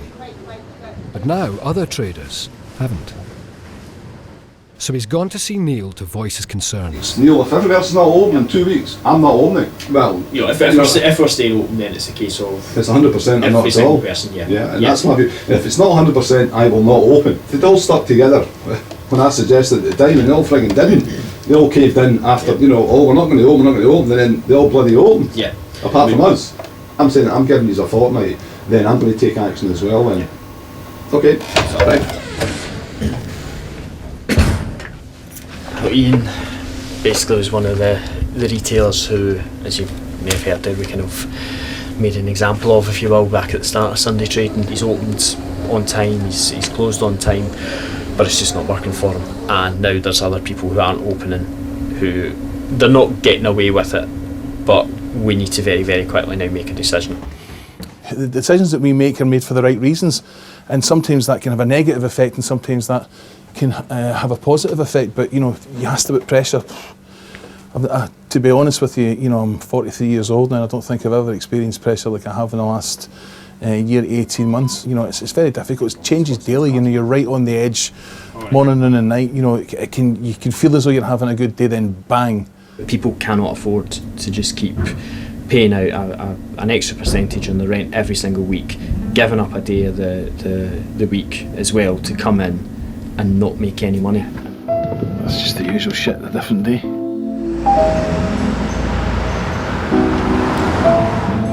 On the far end of Sauchiehall Street, Psychic Chris is heading out to work. He's not only the street's newest resident, he also set up the hub of his business in the Savoy Centre. Thanks a lot. And today, Jim's moving him into a new unit, where he'll specialise in psychic readings, tantric massage, and tarot cards. Hi, we're going to have my chairs on here, get sorted. Going to put a hypnosis table in there, doing the hypnotherapy, doing my readings. It's more private. I'm pleased. We're pleased when they get in. But Chris isn't the only psychic in the Savoy. Kiddie the clairvoyant, who's, you know, I feel as though I'm Kiddie's receptionist. When working in the office, the phone goes 10, 15 times a day for people just looking for Kiddie. She's the person that people actually queue in the street from 7 o'clock in the morning. She's possibly the best known clairvoyant in Scotland. Certainly in Glasgow, possibly in Scotland. She's really, really well known. Mystic, when I'm casting the spells, you know, warding off evil from the shop, you know, keep away the evil, you know, there's like an evil sign. Keep away, like, brush away you, mate, you know, that way. Very difficult to compete against. You know, that's like my team Motherwell competing against Barcelona, Chris competing against Kiddie. It's the best way I can describe that. I've seen all types of psychics. I've seen them reading out of books, I've seen them all sorts. A lot of psychics come and go. I'm in Savoy Centre, a lot of people say, we've had that many different psychics in here. But you know what? I might be crazy, people might laugh at me, but I get what I want. Does everybody get what they want?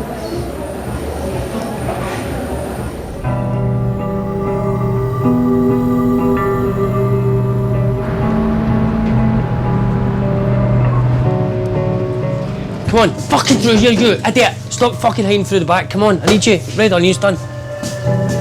In taste, Nick's preparing for service. The team, though, is one man down. Kiddie's disappeared. Yeah, I dropped him off last night. Fucking. He's going through a lot of shit now. I get ready, phoned him, his phone was off. Went into his mum and dad's bit, and he wasn't there. He's been posting fucking shit in his Facebook from 4 in the morning this morning. It's leading me to fucking assume the worst, which I don't want to be, but he's my fucking mate and I'm worried about him, do you know what I mean? And it's pretty scary, to be honest with you. Nick, he's tried this before and his mum and dad found him. I'm I sort of fear the worst, you know what I mean? I fear he could be fucking hanging for a tree, you know what I mean? Either that, he could be in jail, I don't know. Kiddie can be quite unpredictable at times, you know what I mean? When he's here, he does his fucking work and he gives it his all, but he's got a lot of issues in his fucking head. It's actually quite sad because his message on Facebook, I've sent him a message saying if you want to talk. He says, I've lost the love of my life, what to do, ... He's not done anything. Because I mean he does get down. See, that's the thing, I'm not going, oh right, that's it, those over he's done. I'm looking at fucking the evidence I go over the last couple of days, man, and what I know about him, it's no good. But has he not been right the last couple of days? No? Heavy, man. Oh, has he? I would have seen him at least phoning me and saying, listen, I'm fucking coming in wrecked or something like that, and I would have been, right, fair enough. I'll leave you fucking doing it tomorrow when I see you, do you know what I mean? But as long as I know him, it's like, no, but it's like my mum always tried to get a hold of me when I was out fucking performing, do you know what I mean? And Mum always used to date go at every situation you can think of, do you know what I mean? It's like a fucking, he's old than me, do you know what I mean? But it's like a fucking son, do you know what I mean? He's my guy, I fucking love him a bit. He works with me, I've known him forever, we've got fucking good history together. And now this has fucking happened, do you know what I mean? No, I don't, and he never fucking answered either, mate, so...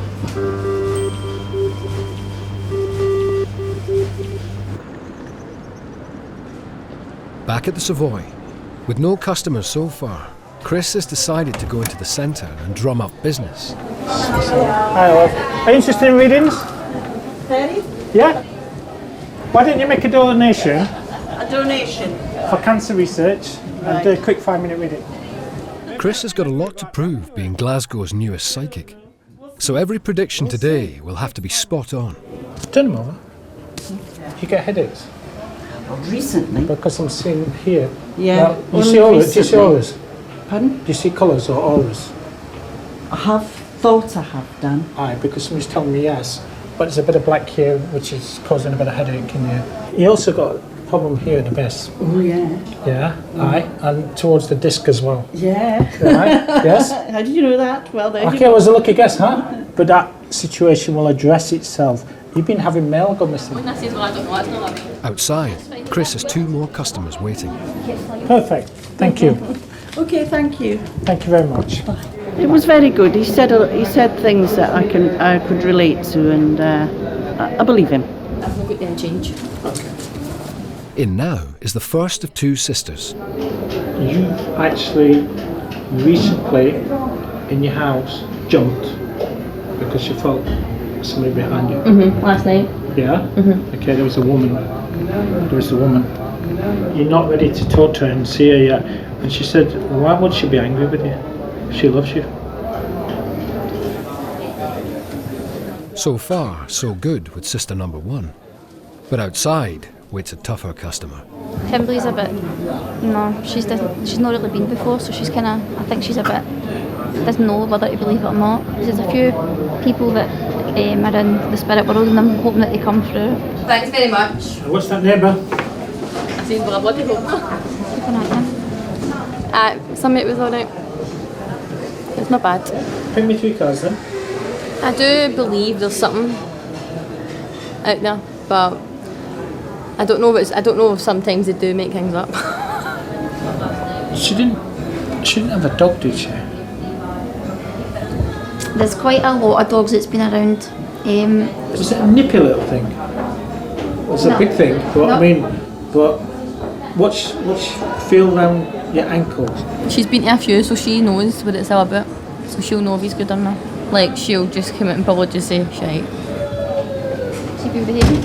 It was alright, certain things were alright. And then there was other things that was a wee bit off. It's okay, wasn't it the best? It was a bit tough. It was a tough day in the office today.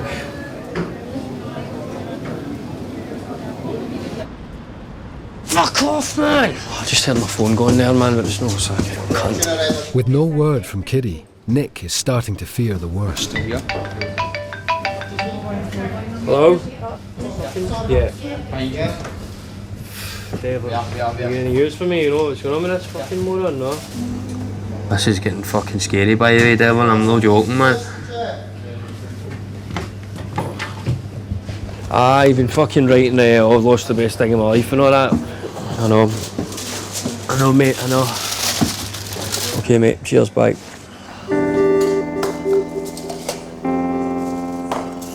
can tell he's totally worried, he's totally stressed out his box because he doesn't know what's going on, and it's just not like Kiddie to turn his phone off, that's the thing.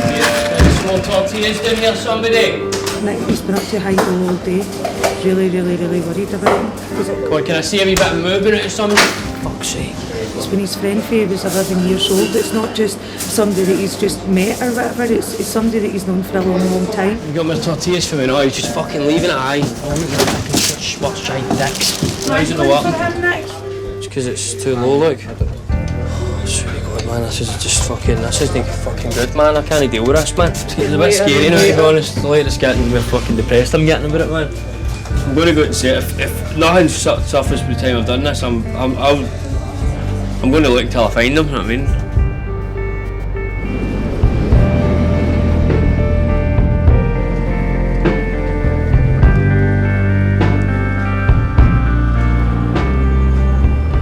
Back at the Savoy. What you need to do is you need to write me their emails down and I need to get the deliveries done today. Chris has finished up for the day, and his wife Kez has popped by to see how he's settled into his new unit. I do the promotion side of the work, and I bring in all the business in that way. And but Chris is really good himself. Like he's a top sidekick, TV sidekick, and I think what attracted Chris was love at first sight. We were married in past lives more than twice, well, actually 3 or 4 times, and I didn't know this.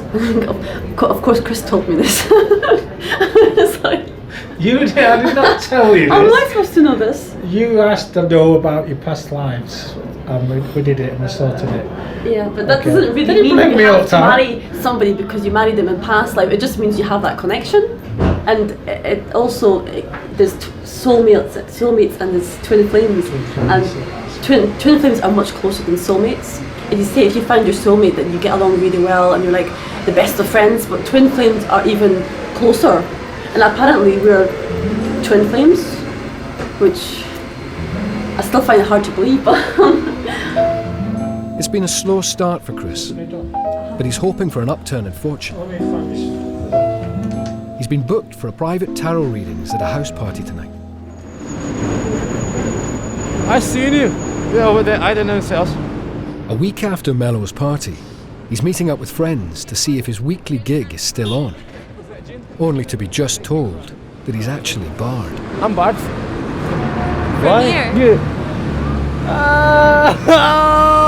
I'm doing nothing wrong. What do you mean barred? Like, Yeah, we're not allowed to go there. I think that's hostels and Shongo. Martin was working the night of Mello's birthday. It wasn't his decision to bar him, but from what he saw that night, he's not surprised. He thought he was going to be able to do that every Tuesday, and that's what he thought, and I think that's what his mindset was. Like he could come in and do what he wanted, which is out of the question. The way he was acting as well, he would butt in, like he'd shout you over and give me this. Like there was no pleasantries about it, if you want to call it that. No. I didn't want to play down there anyway. What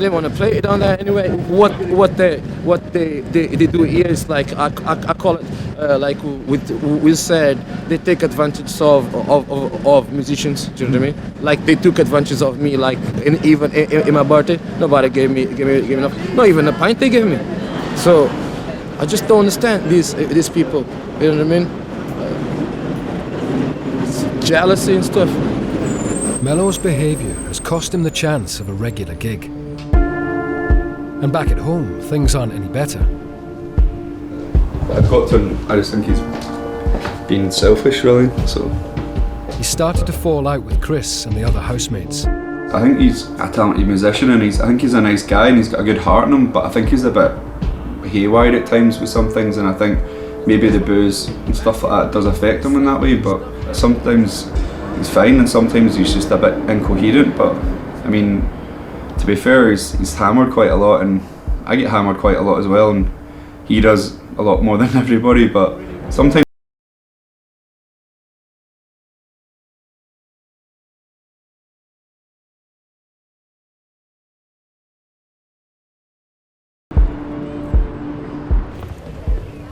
Chris has arrived at the tarot reading party in the Knightswood area of Glasgow.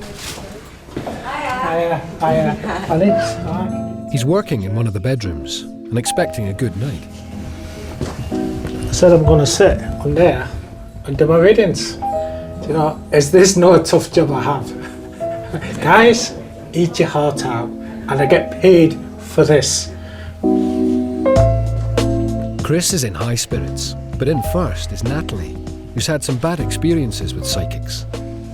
It was a woman that was in the Savoy before. It wasn't really, she never never got told anything you? as accurate as what I would have preferred, if you know what I mean. I gave her too much information, and do you know what it was due to? Obviously having a drink before it, so I'm not going to be doing that. That's him having a wicked. With 8 readings for Chris to do tonight, they make a start. Are you okay? Are you sure? Aye, that's me, I'm in. But Natalie doesn't plan on giving Chris an easy time. And neither does her mum, Angie.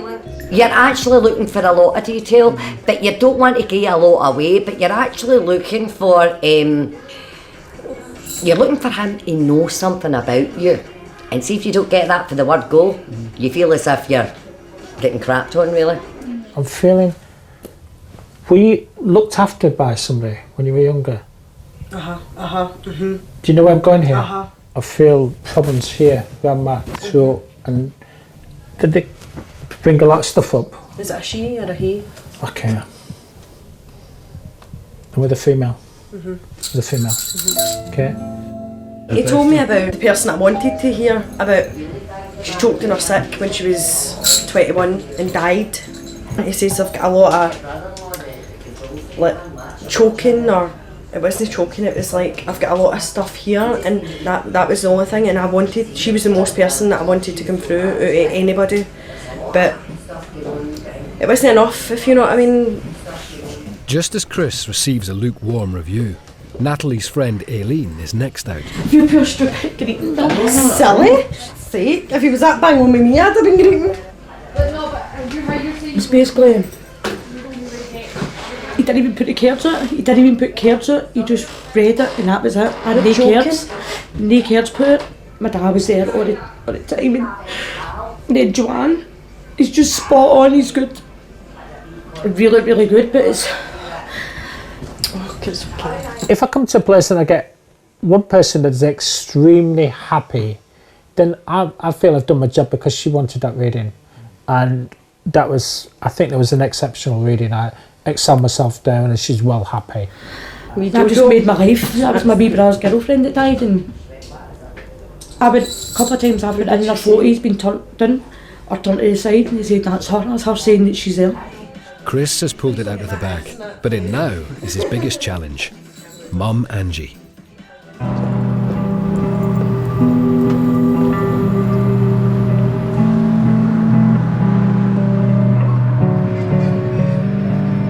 It's 6 o'clock, and Nick has just heard news about Kiddie.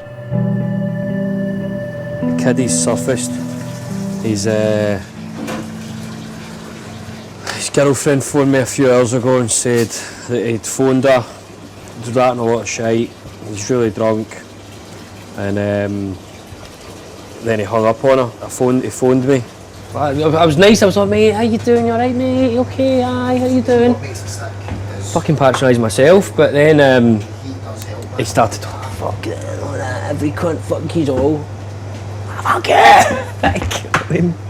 So he was having a shite time. There's been problems with him and his girlfriend today, but overall there's problems with him, do you know what I mean? And all I can see that's going to happen now, there's going to be fucking more problems. Kiddie may be safe for now, but Nick knows how dangerous drink and depression can be. I don't know whether he wants to go to rehab, I'll fucking help him go. I don't know what we can do to help him, you know what I mean? If he wants me to start taking him to places that he can help himself, I'll start taking him to places he can help himself, but he fucking needs to know, he needs to understand, he needs to want to help himself first, and at this stage, this is where you can normally get people when they want to help themselves, do you know what I mean? This is where I wanted to help myself, and I went and done something about it, do you know what I mean? Tomorrow morning, Nick will see if today's events have had an effect on Kiddie, and if his best friend can still be trusted to stay in taste.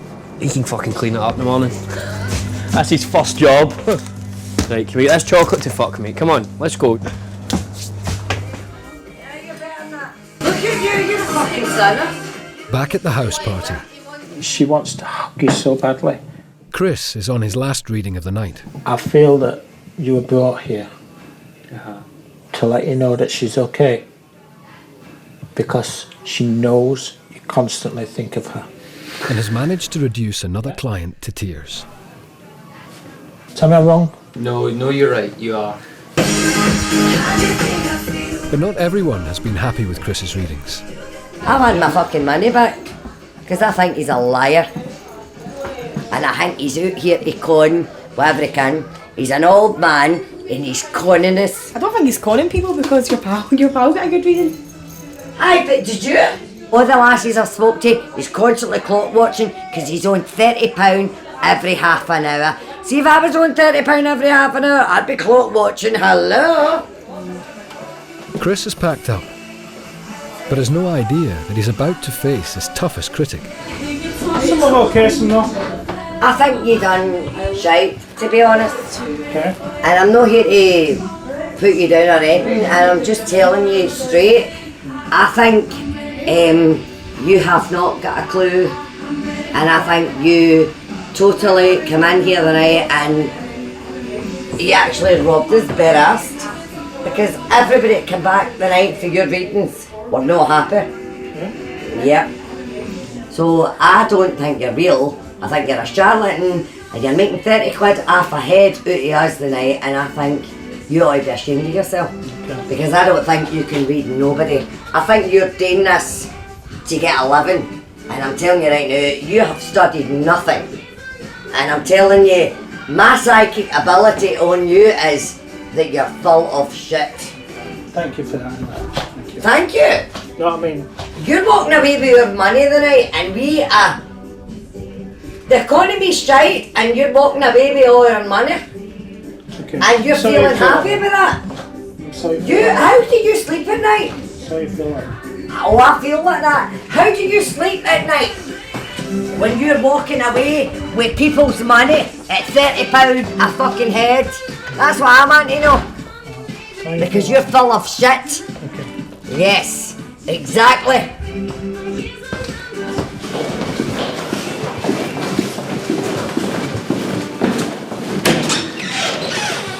Oh, I had to leave, I had to get out of there. I thought they were going to hit me or something. You know, I just, didn't expect that at all. I don't know, what happens when, people are drinking or angry or what, I don't know. But I don't see why I should be treated like that. I've just been slagged off in there by the woman in the house. Screamed at me in the kitchen. I'm sorry, I wasn't there. You weren't there? No. Can I ask, she said everybody said the readings were crap.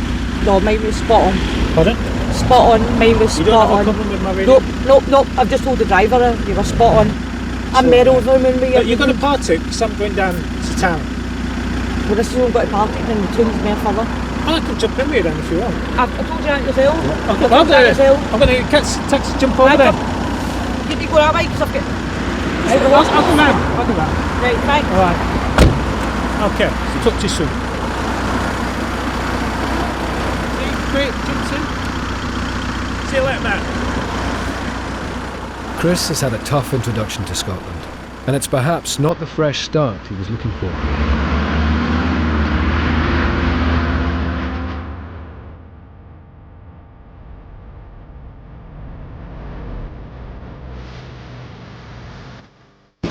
The next morning, after his disappearance yesterday, Nick's on his way to pick up Kiddie for work.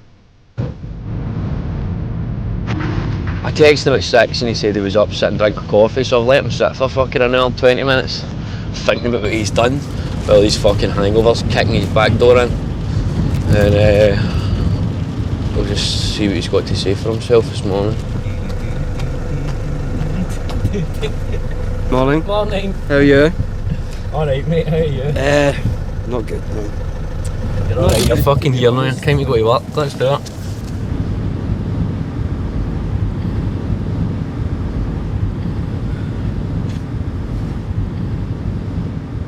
Busy yesterday? Busiest day Simon's ever seen, he said. You busy yesterday? Lost the plot about yesterday.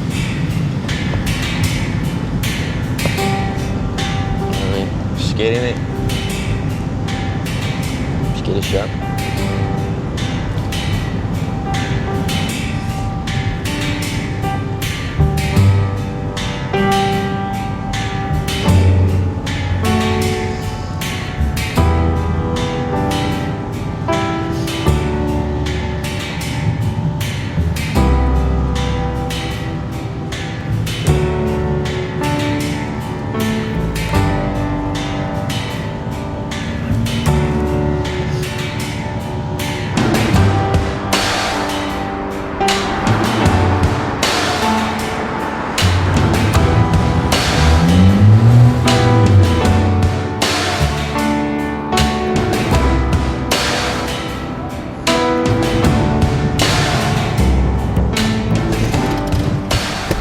Morning, guys. Go upstairs and get changed next to the heater. Get yourself a warm up. I need to go to the doctors, man. Definitely got a bit of depression going on, man. I've had it before. It's no nice. Pick a phone up. Problem solved. Problem half's a problem solved, mate, do you know what I mean? Oh, don't worry. I was getting all this last night after my mum and dad, my mum, especially my mum. She got a brag up this morning, just fucking followed me about the house, man. You okay? Anything you need to talk about, talk to me. Don't keep everything bottled up. Don't this, don't that. Fucking, you know we're here to help. Everybody's just fucking worried about you. Come and tell us. I think he's still fucking drink talking, you know. I don't know. Seriously, I don't think it's over. Not by a fucking long shot. What was he was doing yesterday? That no fucking old nose candy. Drinking one day. It's just how do you help someone like that?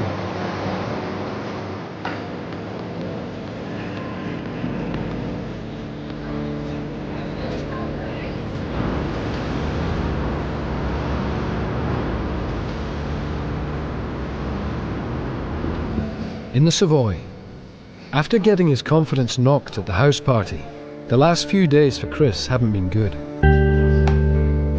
And he's thinking about leaving. Nip up and see Jim and find out what's see, no, I'm trying to how the hell goes. If I want to go for pee or anything. Chris has been losing business because music and loud noise from a nearby hair salon is drowning out his readings, and his customers have started walking out. Oh, hope the elevator's working. He's going to see Jim and Neil to let them know that he's had enough. Alright, okay, well, cheers. Yes, it is. Okay. Who's doing? Oh. He's just having something just now, Chris. I'm prepared to move out. I'd move and work somewhere else. Is it still going? I thought it was... No, it's been worse every day, man. Right, I'll go down just now. I'm just half in the middle of something just now. I need to finish quickly for to send away, and I'll come down and see them again. Give me 2 minutes and I'll come down. Alright, cheers, thanks. That's what you get. Is it that bad? Is the noise that bad? I wouldn't have said it was terrible, but obviously if it's affecting his business, fair enough, we'll deal with it. I'd like to stay, but I mean, it's noisy. I can't do my healing and my therapy work down there. The door doesn't lock, which is not their fault if the door went, but it's 2 days to change it, and maybe the universe is saying leaving. Okay, I want to nip it in the bud, Neil. Yeah, I don't want to lose a retailer. Not in a position to lose a retailer. We can't lose a retailer over something that we can do. We can do something about it, but I don't want to, certainly don't want to lose him. He was a good guy. I spoke to Neil. I didn't realise you had a problem with the noise. Because you've not come back to Neil, he's thought that you're happy with it. I've told him more than once or twice. Right. Didn't give me that crap. Well, what I'll do is I've told him about 3 times. Look, Right. I lost a client. I tell No, Neil. I'm not having you losing any forms of money whatsoever. If it didn't get sorted in a week, next week I will move it out. Well, right, I'll go around if and I tell can him. have quiet, I'm great and I'm happy. Right, okay. And I'll get him to call Martin and write the door handle. Okay? That's great, man. No bother. Cheers, mate. I think he's giving it that looking here. I mean, I'd like to stay, but can you stay if there's no noise?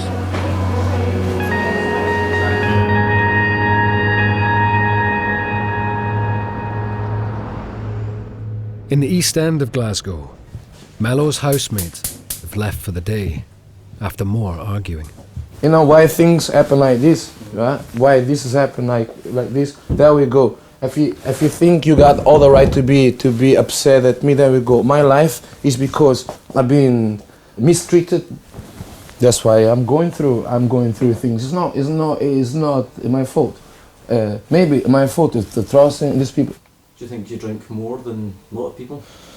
Yeah, I do drink more than most people. One is because, yeah, my mind is always thinking about music.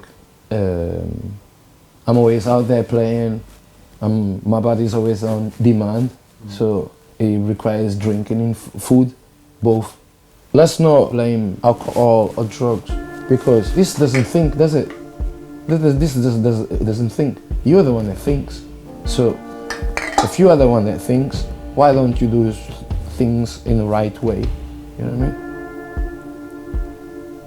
In Scotland, in UK, I don't got real friends. Yeah.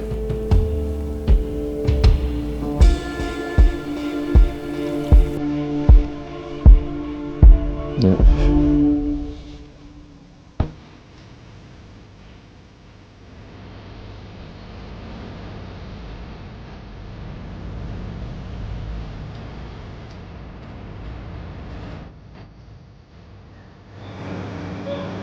Come on, you're still under a minute, Kiddie, let's go. In taste, it's been a month since Kiddie went off the rails. Remember inside the bag, yeah? Tea towel or napkin on it. That's a boy. Nick was worried that this was the start of a downward spiral, but a month on, and Kiddie's turned up to work every day. In another 10 seconds or he loses his job. He loses all his privileges. I'm glad to be back at my work. It's amazing when you do something like that, you realise how many people actually, how many friends you have, do you know what I mean? How many people run about after you to find out where you are. So it was silly, but it's done now. Time will tell, but if I start noticing things in him, then I'll just job centre. I mean, apply for some kind. But no, I think he'll be alright. He'll be cool. Don't want to fucking lose him. He's one of my best mates. You know what I mean? Help you? Hate your guts. Cheers, pal. So much.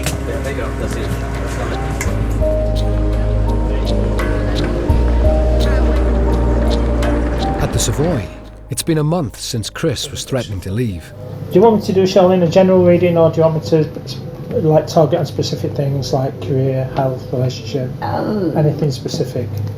Chris wasn't sure if the move to Glasgow was the right choice, but in the last month, his business has taken off. Spiritually, with the younger people. He's slowly made a name for himself in the Savoy, And you're also waking up. and his customers have been queuing outside the door. I do dream it, yeah. Aye, these cards are Spanish. Jim and Neil have moved him into a better unit upstairs, Excellent. and his clients are happy. Brilliant. Thank you very Thanks, much. Charlene. Cheers. It was a very, very different reading. I've never, ever experienced a reading like that in my entire life. Very different. I'm glad he said what he said. It's good. Just got two people, just as I'm moving in, and I know they're going to come back and see me, so I'm happy. So, yeah, it feels good up here. The last month hasn't been good for everyone in the Savoy. My Keep Fit starts tonight. That's my nephew. It's supposed to start months ago. Have you got your cycling shorts looked at? So it's off to the gym tonight. A new start today. Unfortunately, I've come to the conclusion that I need to move on in my working life. So at the moment, I'm drafting an email to my operations manager in Liverpool with a resignation letter that basically I'm handing my notice in. So the time's come that I really need to be honest with myself and be honest with the company as well, because it's not any good for the company if they've got an employee who's struggling, as I am. I likened it to it's like a boxer. You go into a ring every morning and you get punch after punch after punch, and you get up, you get down, you're up, and you're down, and there's only so long your body can take that. And maybe that's just where it is. It's maybe just it's a 3-year lifespan. I don't know. I don't know. I just feel as though now that I'm in a corner, I'm on the ropes, and I've nowhere to go. Good man. What do you think the future for the Savoy? You know, we've tried the Sunday opening, which clearly has not worked. I don't know what the future is for the Savoy. I'd like to think the future's really good. So it's been through tough times in the past, and I dare say it'll come out the other end, fine.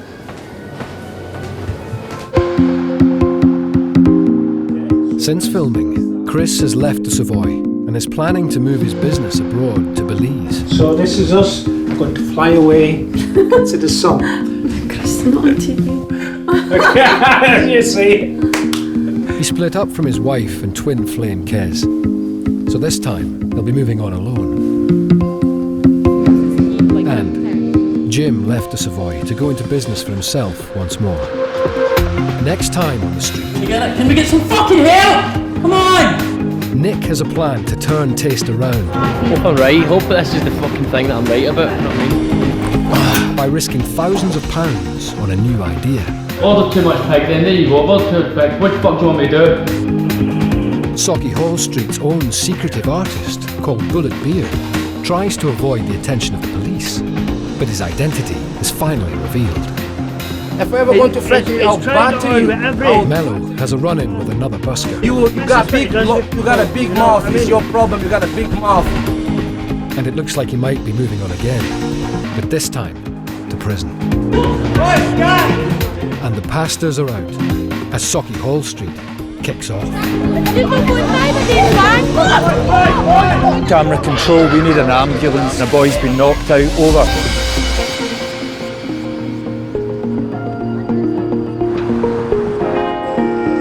Previously on the street, I got a black magic woman. busker Mello was struggling by in life, working late nights to make some money.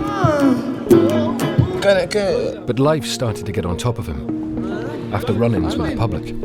You're sitting here mounting your country for thousands, you fucking black bastard, you. Do I need to get you to the hospital? Do I fucking need to get you to the hospital? Do I?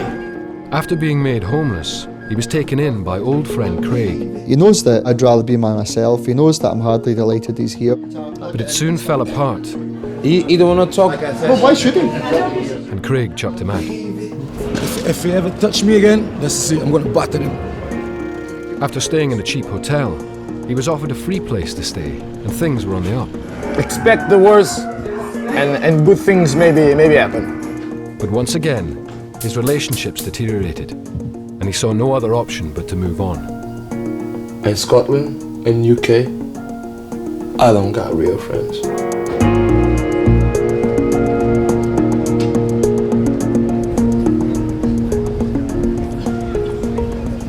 Yeah, but if I'm spending more than 20 fucking pounds, no way. 10 pounds out of my money, but 2 months on, and Mello has found a new place to stay with old friend Tony. What's our deal? But there's a problem. And that's not the point. We're going to be homeless tonight. Maybe we've got a day in the night. They've been threatened with eviction after refusing to pay the first month's rent. what did he say? He said, They said we want the keys back tonight. And I said, where we got to go? Then we will think about it. What the fuck? I've got 1 hour and a half to make me very good money. See, the landlord, he shouldn't be getting money for that house anyway. It's some fucking nick. Fucking leaking through the ceiling and all that. Doors are handing off and everything. He's still spending £600. No fucking way. But the flat isn't Mello's only problem. He started to fall out with the other buskers on the street. If I was going to threaten you, if I was going to threaten you... He's doing this deliberately. No, if I was going to threaten you, I'll batter you, mate. You know what I mean? If I ever going to threaten you, I'll batter you. I'll batter you. No, you got a big mouth. It's your problem. You got a big mouth. You see, every, you know, like a girl, man. You gay, man. There used to be mates with this guy. You never was my mate, man. Is the most abusive busker in Glasgow. There's not one busker in this city hasn't had a problem with this guy, and he's got the cheek to call jealous. You know what I mean? He's got mental health issues. We've had a few arguments. He's come up to me I've drunk. got mental health See, issues. Here he goes. You got fucking problems, man. You deserve a fucking slap, man. You fucking liar, mate. Go and slap me then. You call me fucking mental. This is actually You call me what fucking happens mental. all You the call me time, mental. You know what I mean? Do you understand this? Yeah, Yeah, it's a lie. I'm more intelligent than you, probably. Yes. Got all that, mate. Yeah. Thank you very much. And I'll bloody slap you one of these days. Shave your dreads, mate. They look dirty, man. What do you think about what he was saying? Because he's an idiot. Do you know what I mean? They all run with this trouble about mental. But who's really mental? They are fucking stupid, innit? Do I look mental in this camera?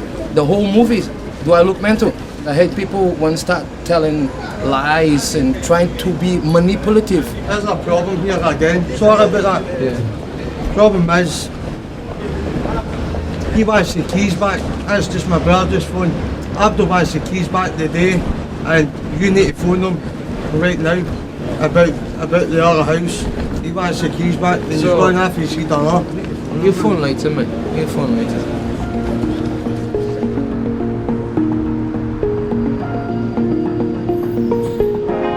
Previously on the street. Come on, fucking through, you idiot! Stop fucking hiding through the back, come on, I need you. Nick struggled to get his first business up and running after a long stint in rehab. Cocaine was a fucking monumental problem. Basically a house in a Ferrari, fell on my nose. He hired school leaver Kevin, but had to sack him when he didn't perform.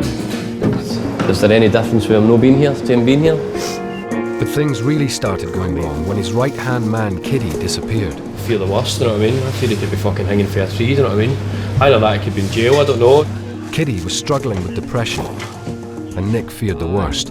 If nothing suffers by the time I've done this, I'm going to look until I find him, you know what I mean? But Kiddie turned up safe.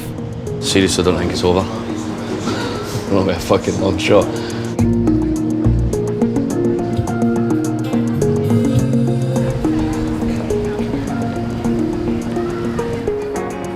Okay then, Kiddie. Yes? Lock the fucking door. A month on, and Kiddie is back to his old self, arriving at work on time every day. So you need to open the door to do it first. Just tell them in the plainest of words. Taste, on the other hand, has started to struggle, with profits now slowly dropping. But Nick has a plan to refurbish and turn things around. Well, don't write in the taste. Sorry, taste is closed. Do it like that. I've got my brother here, he's a joiner. I've got another joiner coming in, he comes in about 4:30. And then tomorrow we'll get the plumbers coming in. And I get an electrician tomorrow as well. I can't wait. I'm going to love it, to be honest with you, because we're going to have a lot more space, we're going to have a lot more exciting food on. It's going to be great for us, to be honest with you. This is my big brother, Scott. Aye. He's my mate, I doing all the joinery work, yeah. Well, the two will get it done in 3 days, so aye, hopefully. The quicker it's done, the better, eh?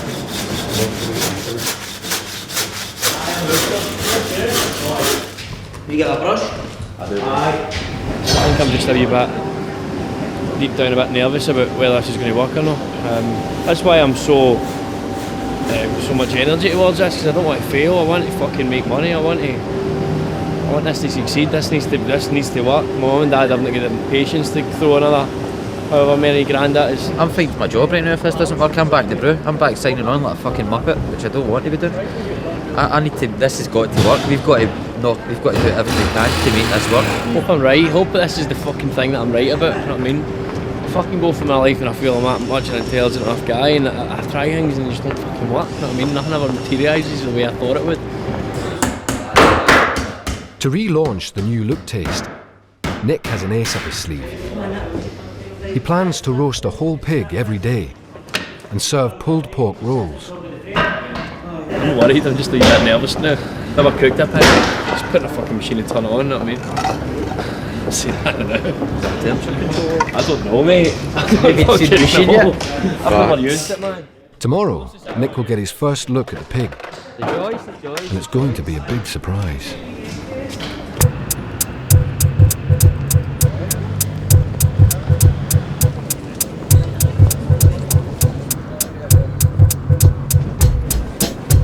Up and down the length of Sauchiehall Street, a secretive street artist has been making a mark. Known as Bullet Beard, the artist has been posturing for over a year, and even the street's most regular inhabitants have no idea who it is. Probably Bullet Beard, trying to get that up there. Probably Community Taste, I've probably seen him. I think this guy is an artist. I think he's making a big statement. The person responsible for the artwork only lives a few yards from Sauchiehall Street and is hard at work on his next posters that are going up tonight. Seen these yet? Another reclaimed space with nothing to sell, brought to you by Bullet Beard. Go and put your jumper on. They're not like protest posters, but it's similar to the ones I've done before that I might be kind of wanting to target specific places with. By doing something like this, it's kind of taking back a bit of my own city for me, because I live in this city and I've I've lived in this city most of my life, and I'm a Glaswegian. I'm proud of it. And by doing this, I'm kind of reclaiming space. And I don't know if I'm very successful at it, but at least I try my best at it, you know. Fly postering is illegal, so Bullet goes out with his girlfriend Alice, who watches his back. I'm just here for more support. I don't think you'd be involved in it. I think if anyone was getting arrested, it would probably be me. But when I've been out before, like when Alice hasn't been there, I've said, like, you know, I'm taking my wallet with me, I'm taking my phone with me. If I'm not back tonight, then that probably means I've been arrested. And now comes the hard part. Bullet has never been caught, but tonight he's planning to poster 100 yards from one of Glasgow's main police stations.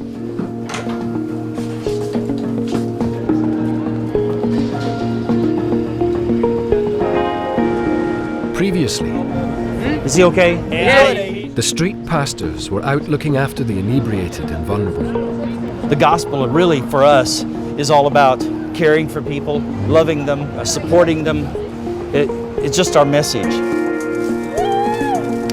Handing out flip-flops to barefoot partygoers. This is absolutely brilliant. You're a lifesaver. And comforting the homeless. In Jesus' name, amen.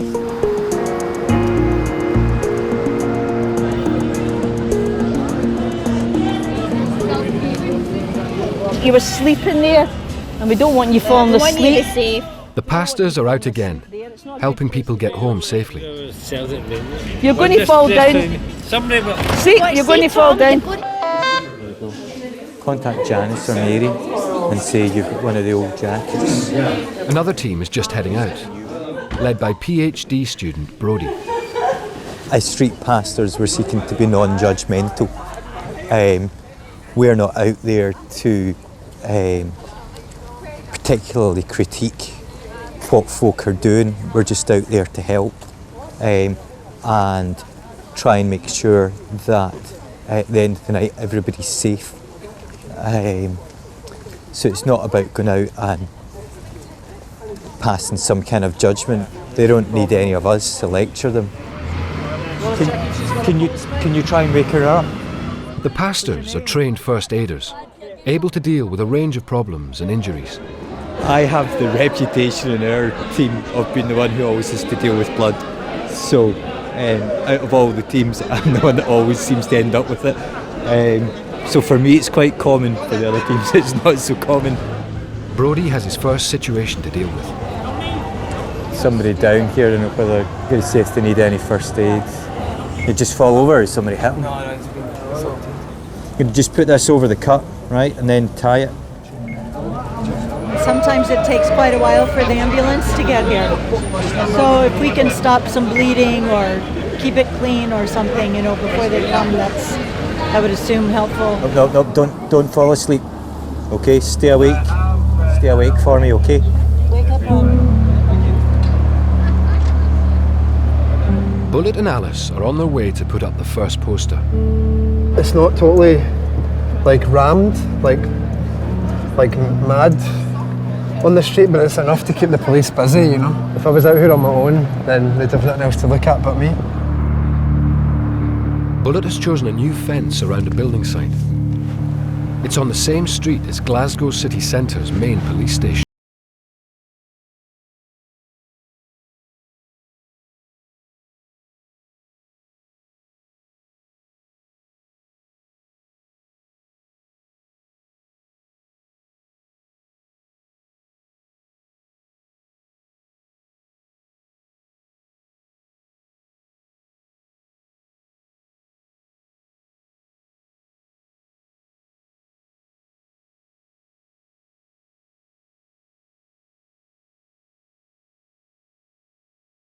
I'll add more, but I'll just put the 6 on the one spot because I think that this pound mark has been somewhere where I've put a few posters up in the past.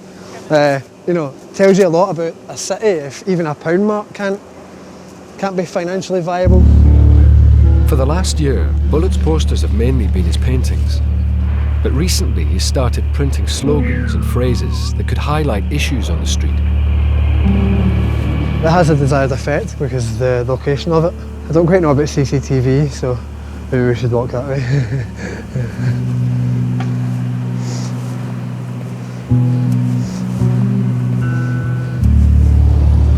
Open those eyes, let me see them. Stay awake. Further down the street, stay awake. That's a boy. Brody is trying to keep the injured man conscious as he waits for the paramedics to take over. There's a lot of blood everywhere. I'll just leave you to it, okay? Aye, thanks very much. No worries. I don't know whether somebody punched him or somebody hit him with something. It's the fact that he's just wanting to fall asleep as well. Means that he needs to get checked out. Yeah, well, we'll take a wander up the street and see what's happening. No sooner has he moved on than there's another situation to deal with. Camera control, there's a fight outside McDonald's in Sauchiehall Street, over.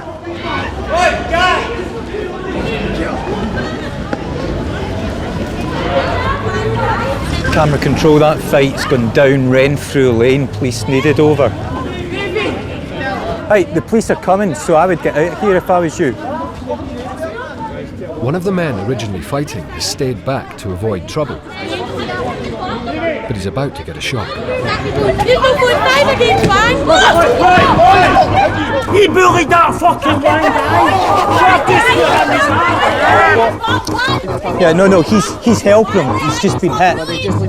Hey, no, he's just been knocked out. He's just been knocked out. Are we needing an ambulance here? Who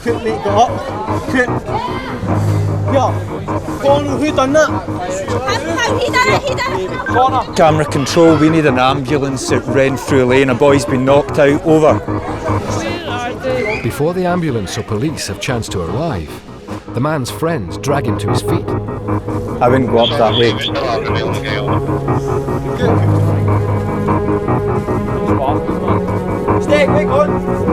Camera control, about that ambulance for Renfrew Lane. The boys regained consciousness and his pals are taking him away, over. That's all received. Police will be attending shortly and they'll summon ambulances if required. See the boy with the red top, he needs checked over by somebody medical. It was people who were not connected to the original incident. The big older guy that was with the women hit the young boy in the red top and floored him. I mean, he was out, regained consciousness obviously, but kind of street justice. Well, you feel worried about what's going to happen. I mean, the violence of that hit that floored the guy, you know, yes, he was one of the original aggressors, but still, it could have killed him. We'll head up the street. Most weeks a team's out, one team will see a fight, or you hear them over the radio, so there's fights happen all the time. Some of it's handbags, there's nothing really to it. Others can be quite nasty, like that one. Obviously, one of the things as a team you're slightly concerned is that these guys know that you've radioed in, and the police have then been involved. So our hope is that they now just go home. Do you worry about that? A little. A little.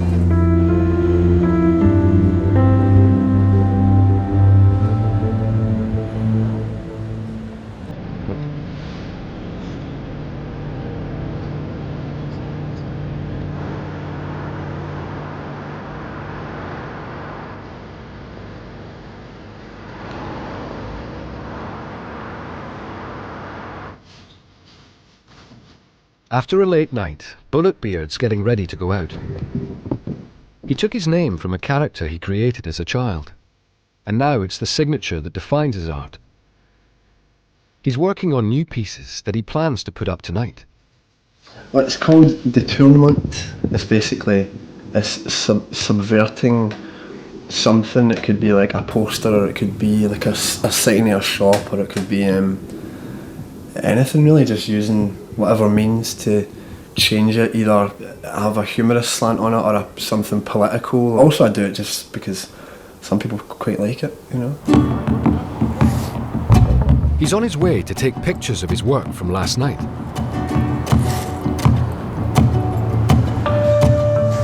They don't waste time, do they? He's just too late though, as his work has already been covered over.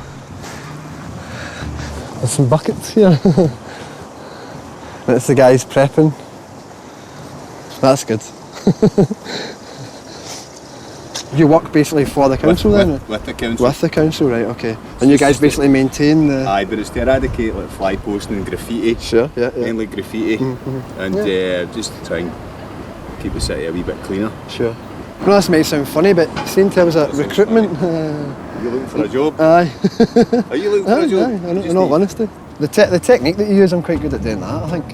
What? Doing it. You've not seen me doing it?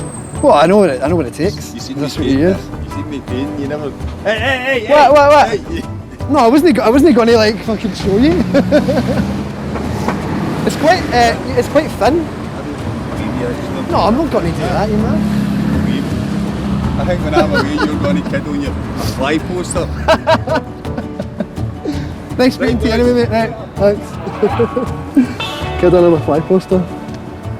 I think that in terms of not messing with anyone's money, because people pay to put these up, so I think that if I was going to do some anyway, it would be ones that are like that. They're not really selling anything, you know.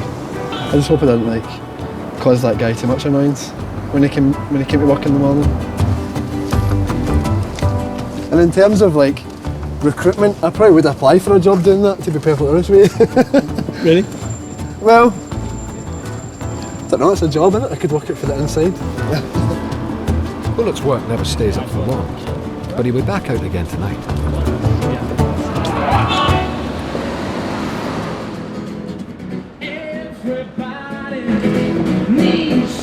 The buskers are out on the street, but Mello isn't on his usual pitch.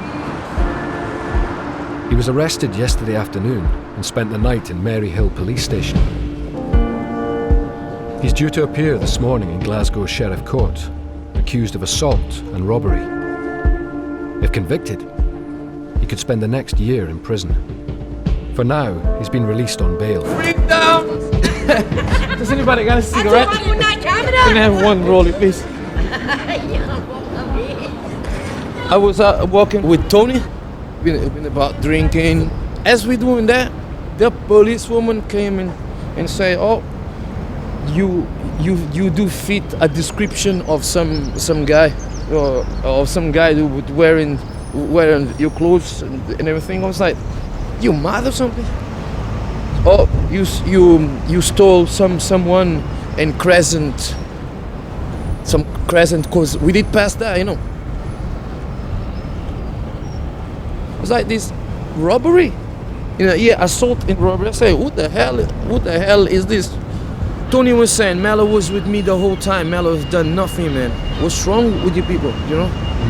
And now I need to go. I got this bail conditions that I need to go down there again. And the guy needs to single me out. I don't know where that is going to be, man. But am I going to go to jail for no reason? Do you know what I mean? Mello's convinced that someone from the street is setting him up for a fall. This dude must not like me or something. I'm starting thinking, must be one of these people that want to burn me down. They want to see me in jail for no reason.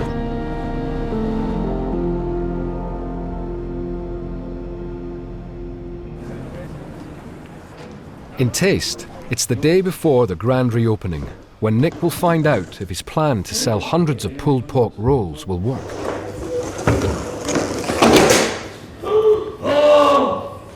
Right in there, no. Oh no! Sorry, I've got paint, it's cool, I can just paint it again. Oh Christ, I can't believe I've done that there. It's his hoof. Upstairs, the pig has arrived. Have a look at that then. And it's not what they were expecting. It just looks a lot more than what I thought. I thought it was going to be like a wee pig that's. Meat shrinks. Why did you not get a smaller one to start instead of getting a big Because man we've size selling one? that at the moment, I've got that many people want to come. that many people phoning up the day, coming by, checking what's happening, and I just know it's going to sell. When we put that on, it's going to fly out the door. Okay. You're stressing out. Don't leave the stressing to me. I'm stressed enough. Don't you make stress for me. Anyway, I'm away. Okay, good. I'll See you later on. Can you make sure that tray's going to be ready for us then, yeah? I'm worried that he's not going to be able to sell all that tomorrow, and I think he should have got a smaller pig, but if he thinks he's going to be able to sell it, then that's fine, it's up to him. He's the boss. This is a fucking nightmare of a thing. It's going to be a hard thing to have on every day. It's fucking, you need to be totally and utterly on top. So I need people who are fucking on the ball and not just come in and be fucking one day superstars, you know what I mean? And fucking 4-day jakies. So I need them to know that it's fucking make or break time now. There's no more pissing about, coming in 3 hours to prep up and that's it. There's a lot riding on this. With a bigger pig than he was expecting, Mick will now have to sell a lot more rolls if he wants to make a profit. Hello. And no sooner has he gone than Scott's back on the phone.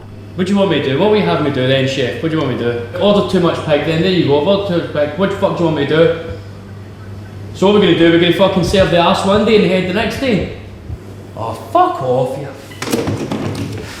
Says I've bought too much, the pigs are too big, you should fucking... The pigs are too big and... I don't know, shit, I don't know who's worried about it. I really don't know where the fuck this is coming from. I mean, to be like this is the time I should be calm and opening my wee place and having fun. Instead I get this fucking dick leaving his tools all over the place and phoning me up and talking to me like I'm a fucking 2-year-old again, do you know what I mean? I get fucking started scared about this. This is when we're supposed to be fucking positive about this. No fucking start to go, oh, we fucked it. They don't even have a fucking, he doesn't have a clue. What is it? He wants to speak to you. What is this for? Listen to the fucking moods, listen to you. You're actually being mental, Scott, you need to stop this.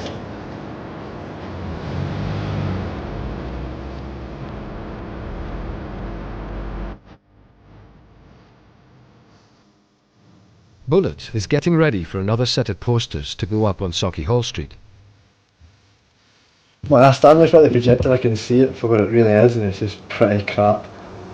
But that's pretty crap as well, so no, maybe it looks alright. We're ready to go. Tonight, he's planning to go out without Alice, who normally watches his back. Is there a bit of you that wants to get caught?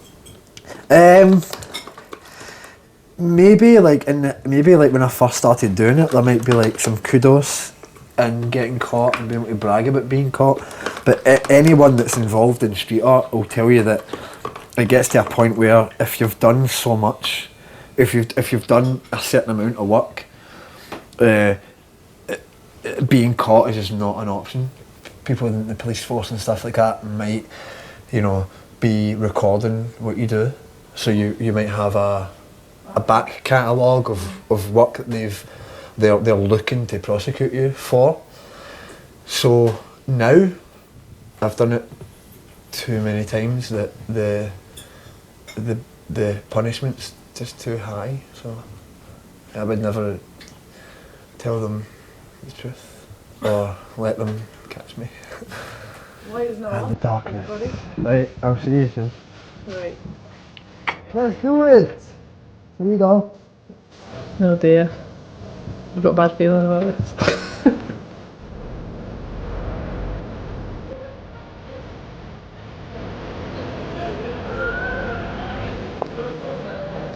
Sarah Papa, 1 over. The pastors are out on the street. There's a guy lifting a big metal object. Andy is heading up a team Sauchiehall Street at the corner of... that have encountered their first situation of the night. There's a guy walking down the road with a white shirt. He's carrying what looks like a big metal cylinder, maybe a beer keg or something like that, over. I'm not going to go down him alone and do it, even though I could potentially disarm him or whatever, but I'm just going to say to the guy, Mate, you alright? I'm sure. What's this? Nothing in it. There's nothing in it. You want to keep this? Please. It's an achievement for me if I get it home. So. I know it is, but see, I'm talking about it'll be a real one. See if you walk by cops and they see it, you're maybe going to have to explain where you got it from them. I'm not kidding you on. I'm trying to save you grief. As my friends, I bet you can't get it home. Your mates are not doing you a favour. Mate, it's up to you. Like, you can take it on me if you want. Do you want me to let you do that? And honestly, I promise you, I'll not do anything bad with it. But it's better that you get home safe rather than get lifted.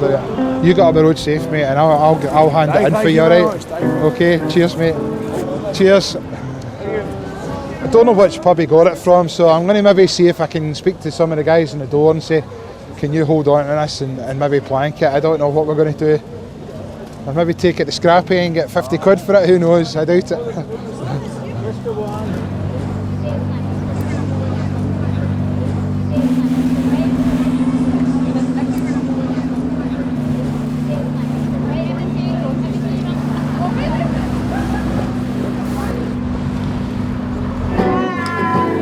Bullet stopped to listen to Mello. After his trouble with the police, he's back busking to earn money. God bless, I'll see you soon. But that's what's making this city like have a bit more heart, you know what I mean? Like things like that. Because otherwise it would just be shops here, shops there, nightclubs, bars here.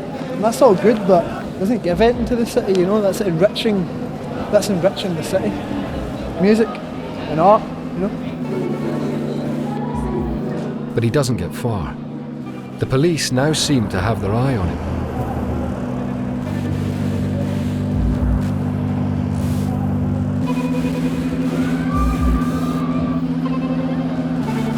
With the police nearby, he decides to wait.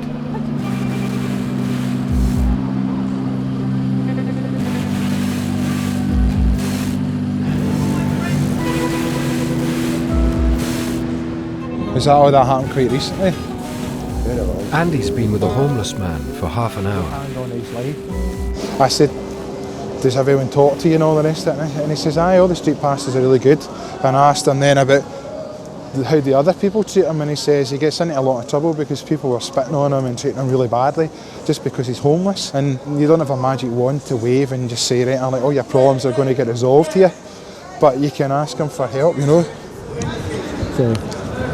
You come forward. Right. So, who are you in this place? Street pastors. So, I see you nearly every month. No, you don't see me. I do. No, you don't see me because you never saw me. I did. I see you every month. You don't know me. I do. I think you take the mockery of the Bible and the whole Jesus Christ stuff, yeah? In what sense? In what sense? Well, I need somewhere to fucking stay from where I've been, where I was. Who the fuck are you when I was here? Where you came from? I come from Scotland. I come from All Glasgow. Right, that's good. Do you know the Bible? Some of it. You know some of it? Yeah. How dare you to be a pasture? In what the sense? man of the mountains, the whole literacy of life. You think you can sort me out? You can fucking sort you out yourself, man. I've never tried to sort you out. Yeah, there's a lot all of I've men. ever done. No. Hold on. Wait a minute. Me. I've listened to you. In my street. This is everyone's street. No, it's not everyone's street. Yes, it is. No, it's not everyone's street. Well, how is in it my not? street, you appeared in my face and making a mockery of all my fucking people, man. Why when I'm standing over No, there, no, am I no, in no. your face? Yeah, mockery of the church. Okay. Well, cheers. Yeah. Take care. Here you go, tell that to the queen. Okay. Yeah, the queen. Get fit for real. Otherwise, don't come around me.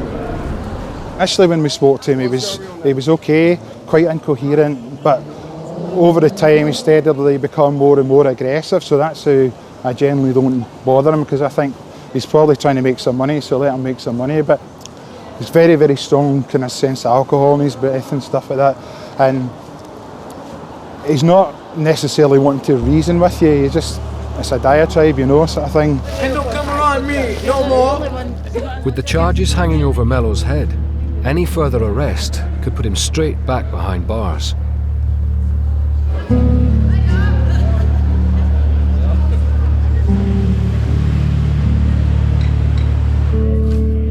Bullet is still on the street, and he's putting up his last poster. But he's about to get more attention than he was expecting from a passerby. Hiya. What's occurring? Sorry? What's occurring? Just street art stuff, just posters. So where's the art? I don't know. Do you not think it's art? No? It's just words. Yeah, it's words.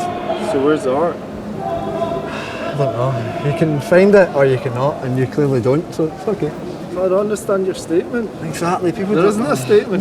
There is not. If there was an explanation or something to be behind and support. To be honest with you, I'm not really wanting to engage with you too much. Like, I don't know you, and I'd love to have a chat with you, but right now it's just not the time and the place. I can't really be fucked with it, to be honest with you. You seem like a nice guy. So you're not trying to bring down the government. You're not against political stuff. No. You're not against anything, but you're just putting posters up. They don't question anything. Yes. Run with it. Good night. Have a good night, guys.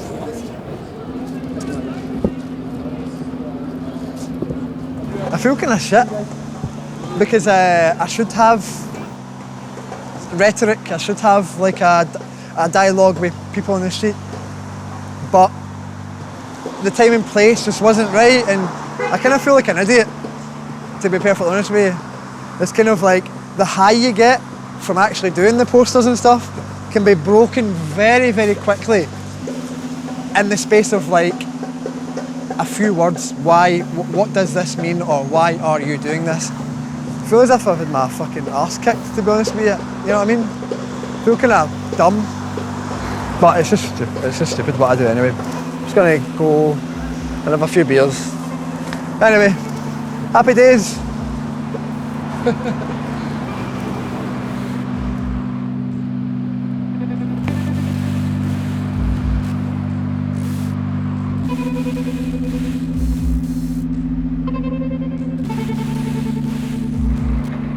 It's 5 a.m. on the street, and it's the day of the grand reopening of Taste.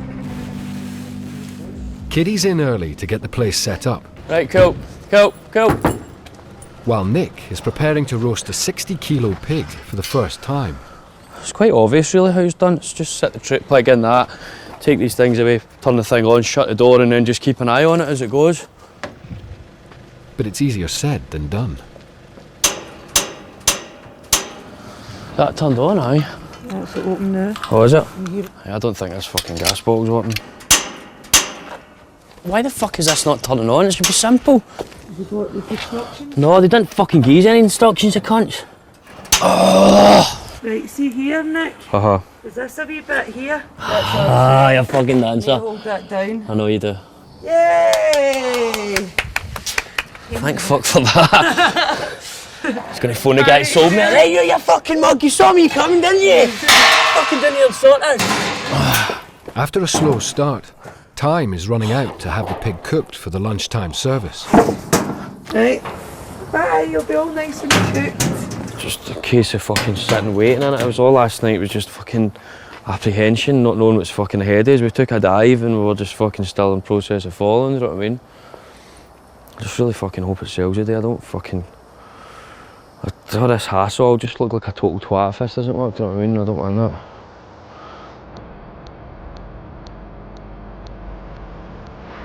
Just off Sauchiehall Street, Bullet and Alice are looking over some of his old work. It's such a no word. It's always your mother said.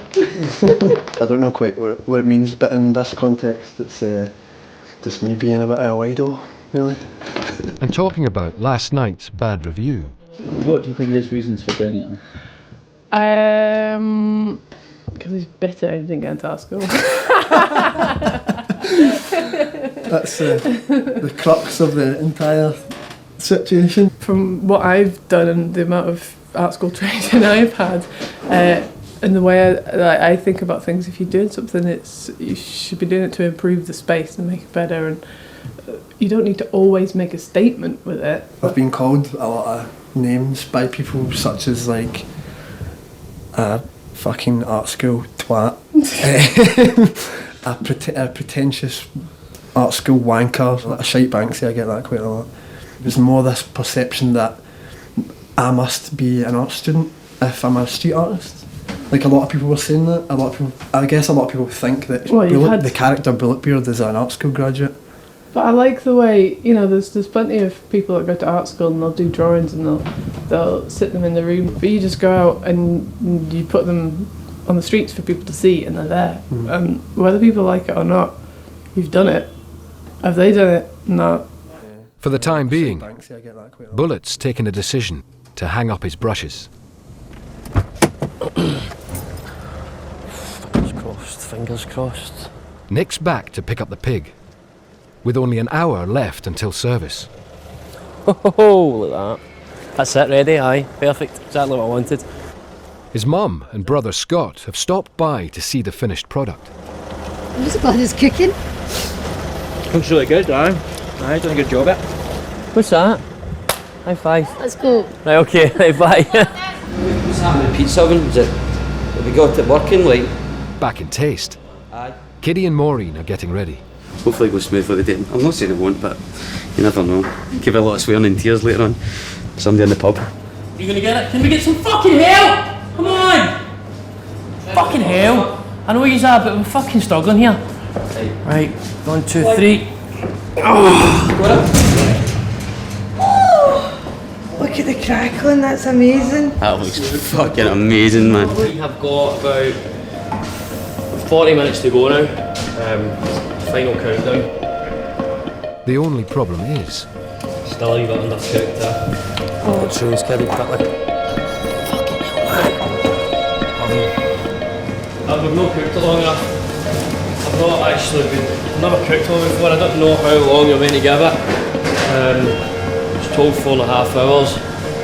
So I went at that and that's not been enough, so just stick it in the oven. Just cut off big shards of it, fire it in the oven, cook out a wee bit more.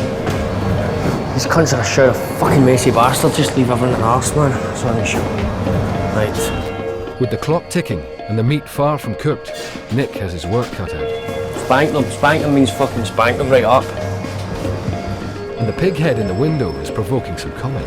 Oh my god, that's vile, isn't it? Want honest truth? I don't like it. Well, tell it to stop. Fucking customers are about to start walking in. Harry's bum keeps falling out the fridge. I can't start work when this place is a fucking junkie's den, man. With a couple of wee fucking wanks scratching a fucking dick for 8 hours this morning. Look at this, man. That's right, jump through, get the dishes done, mate. The first customers are coming through the door. Here's a wee second. Right, come on. Fucking full of people out there. Full of fucking people. Shut Wait up. your fucking soup cups. I'll fuck all out yet. Taste is now filling up fast. And Scott has come in to see how it's going. Busy, innit? Hopefully sells all that pig. I want to be proved me wrong. It's the first time I've actually been looking forward to getting proved wrong, so... Burritos coming up, guys. Is everybody on them? Yeah. You having a burrito? Yeah. Shows at the front there then, mate. But Nick's pig plan isn't taking off. Fucking too much pig. Just hold it. Stupid. We've fucking changed it about in all the orders burritos. Fucking weird. Nick can cope with making a loss off one pig. The problem is, he's paid for another 8 that are waiting at his butcher. If he can't shift them, it's going to bankrupt Taste.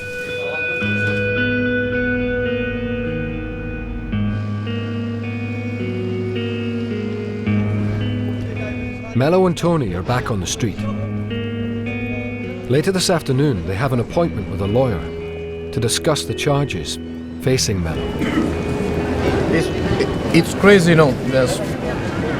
It's nothing. It's out of my hands, you know. Yeah. Imagine I'm going to spend how long is robberies? How long is that? How long is that for assault and robbery? First time. They could do you 12 months. Second time it could be up to 2 years. But they don't want to see this happening when he's got in the jail. I don't want to see this happening. Don't want to see him as a person who's never done it anyway. I'm guaranteed he's never done it because he's been with me all day and all night and I've got proof. Yeah, man, I'm not sleeping right. I'm having bad dreams and just... This is the worst I've ever seen in my life, you know. Mello and Tony head off to see the lawyer. Bear's coming home. So he's alright? Everything's safe? So he needs to go back again? Not worried, in case he does go up the road. Because he's not used to this kind of business. He's got a calm lifestyle when he goes about his own business. He's got to get his life wrecked just because of a poxy 6 months. Fucking bitches, man. Serious, at this moment, I've lost all my faith for the fucking policeman. And another thing, asking me to strip me and to open my butt so you can see my fucking butt. That's fucking disgusting, mate. Do you know what I mean? The two of them, I've asked them, are you serious? They goes, yes, we're serious. And they stand down there looking at your butt. Show us your balls. Fucking hell, man, it's disgusting, mate. If his lawyer has bad news, Mello will have to prepare for the worst.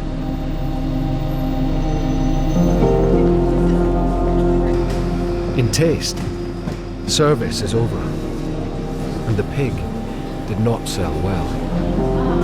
No, I completely agree with you. I completely agree with you. I don't think this is all easy for me either. And Nick's dad's on the phone to find out how it went. You tell me I've got a fucking machine that can take a 60 kilo pig. I get a 60 kilo pig and it doesn't fit in it. Yeah, well, I didn't ask him to bring me in a fucking nearly 70 kilo pig. Right, you phone him then. You phone him now. I can't be fucking dealing with this. It's going fucking off his nut about the size of the pig because we've not sold it all. We said we should have started off with a smaller one. We should have started off with a smaller one. Don't know what I was thinking, a fucking 60 kilo one in.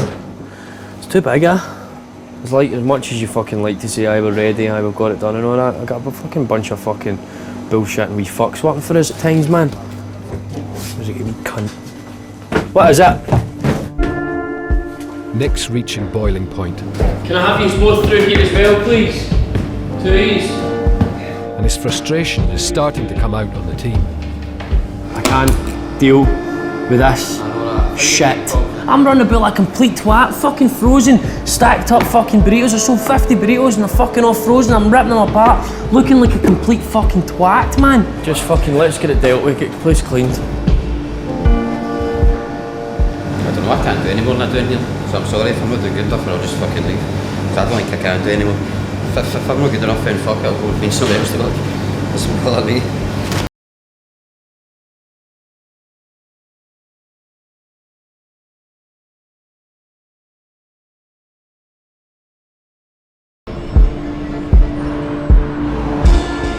Mello and Tony are out of the lawyers. Yeah, we just went down there to just tell all that happening. He asked a lot of questions that a lot of things that the cops supposed to be doing and they didn't do it, like go and search the house for starters, see if they can find the phone and shit. You know what I mean? Or whatever they were trying to fucking find. It's not good.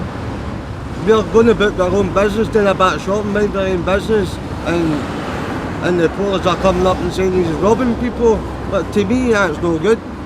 You should be after somebody who is doing something, who is doing serious crimes, instead of pulling two young guys and minding their own business, going about their own business. They're not even doing nothing about it. You know, it's not good. If you want to kill somebody slowly, that's how you do it. You pound something on his heart. Imagine I go to jail for no reason. Who's going to say no? Do you know what I mean? It's just bullshit. A man is left here, like being put in a spot with them two stupid cops, man. Do you think they will go to jail? I don't know, man. I don't know, man. This can't. I don't know.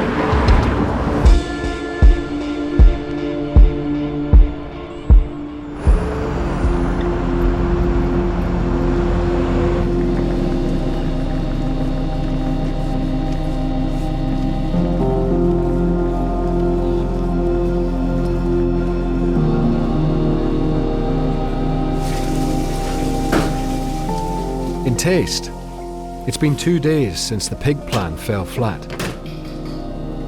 Nick's out of ideas, so he's going to try it one more time. We picked me up this morning and basically we drove all the way in here and nobody said a word in the van. It was just silence the whole way in. It's never really a good sign, but I think I was really worried and a bit depressed, to be honest with you. How worried are you? I'm extremely worried, to be honest with you. I don't want it to get to the point where there just comes a day where we're not making money, so it's a case of right, everybody just go home and don't come back. That's the one thing I'm worrying about now. Just done a couple of breakfasts, aye. What? We just done a couple of breakfasts, aye. Right, tired, just a bit fucked, man. I think if I'd have made a lot of money, I wouldn't really be caring. I'd be in here like, whoa, but it was fucking disgraceful, man. It's just like you work fucking hard and you think something's a good idea and then it's just not really, and people are more interested in taking a fucking picture with the pig than fucking eating it. People want to taste it and then fucking walk away once they've tasted it, do you know what I mean? You're like, fucking joke, do you know what I mean? Just hopefully this one works out, man. If it doesn't, I fucking don't know what to do. You know what I mean? I'm fucking trying my hardest, the only ideas I'm getting. So, I just hope they work, hope it works out.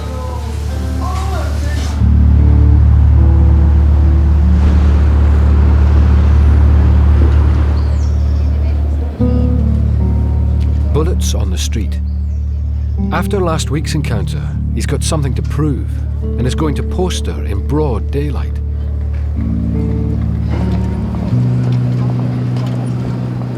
So my plan is do a bit of detournement outside the Gallery of Modern Art. It's not actually involving the Gallery of Modern Art, I don't like that.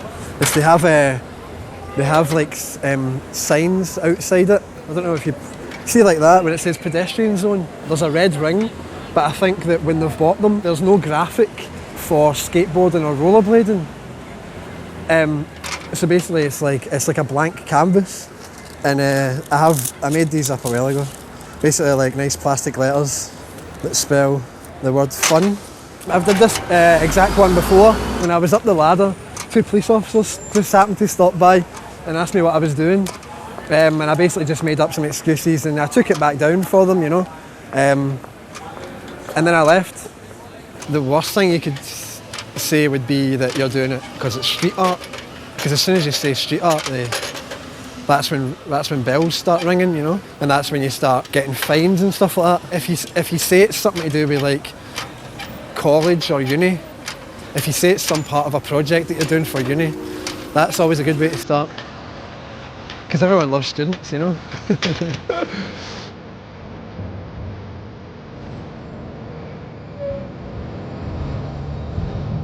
Just thinking about what one I'll do. Probably that one. He's only got a few minutes to get his sign up, and it's hard not to draw attention to himself, working right next to Glasgow's most famous piece of street art.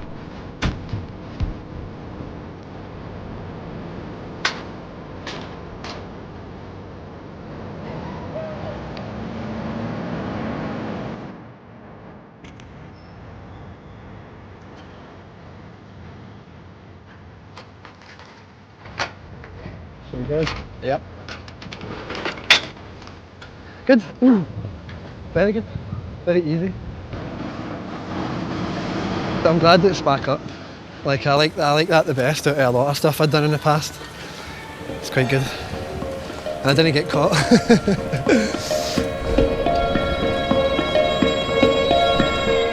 Back in Taste, people are flocking round the pig again. But they're not just taking pictures. This time, they're buying. Can I just pull you guys down if that's alright, just a wee bit, so we can pull everything in here? Thank you. Didn't expect to see a whole hot roast sitting there. Like, yeah, I gotta have some of that. It's quite scrumptious, lots of crackling, which I like. All round great, I guess. Don't speak too soon, but everything seems to be going alright, you know. Just get another bit of gravy into that as well. So you still got a good done. Sold a lot, but haven't we? Yeah, quite a lot. Close to running out, what we've got the other day. Fuck. So that just shows to me that there's enough people to buy a small pig, you know what I mean?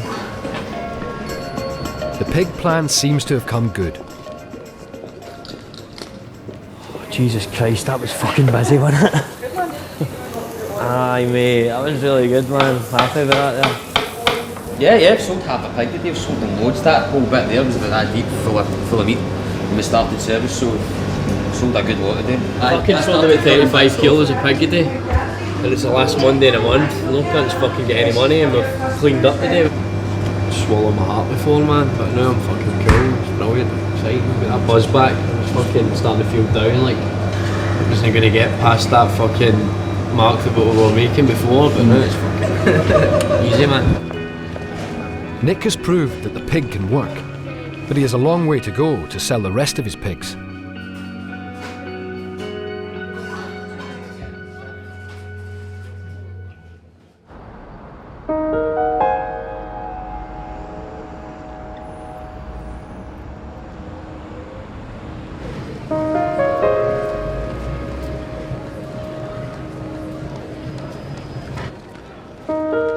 Two months on, and Mello's still awaiting trial. I'm not the same Mello. I'm scared of people and shit. Serious, man. It's getting worse. It's getting worse.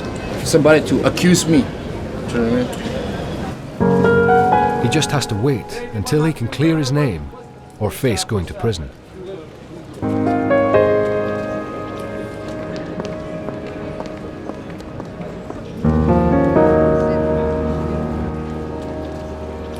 Dog tidy down here and they can start getting set up for lunch.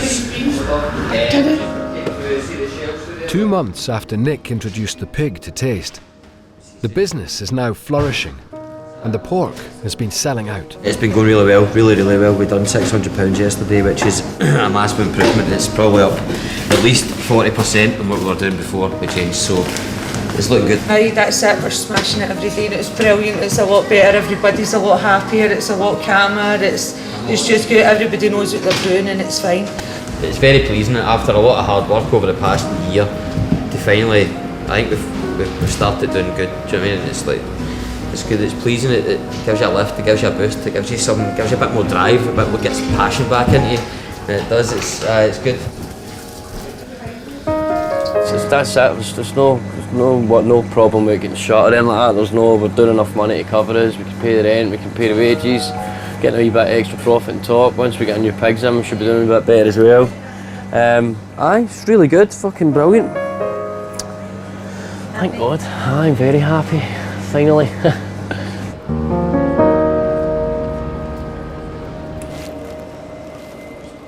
Bullets still postering on the street. Do the police not give me trouble for doing things like that? He's trying out new ideas. We'll wait and see now. Aye then.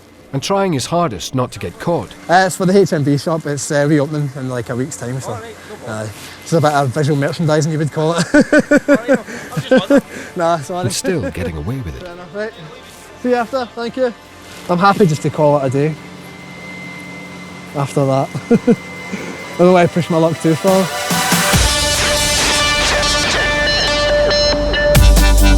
A year on since filming finished, the pastors are still out every weekend, doing their bit to keep the streets safe. You definitely get pleasure out of doing it. You know that you've made a difference to someone. Why else would we be here? Mello's court case was resolved without him having to go to jail. He's still playing and entertaining people on the street. I'm not going to stop believing until I get what is supposed to be for me. This is my budget at the moment. I'm still having fun. I'm not going to be miserable. No. Then I'll not be mellow, you get me? Bullet's now being employed to use his talents in other ways. He's moved to the east end of Glasgow, so doesn't poster as much on the street. But if you look closely, some still remain. And Taste stores are now permanently shut. The pig became a bestseller, and Taste finished on a high. Nick has now opened a successful restaurant just round the corner. Kiddie is still his right-hand man, and they remain great friends. I think you remember that wee mug up there.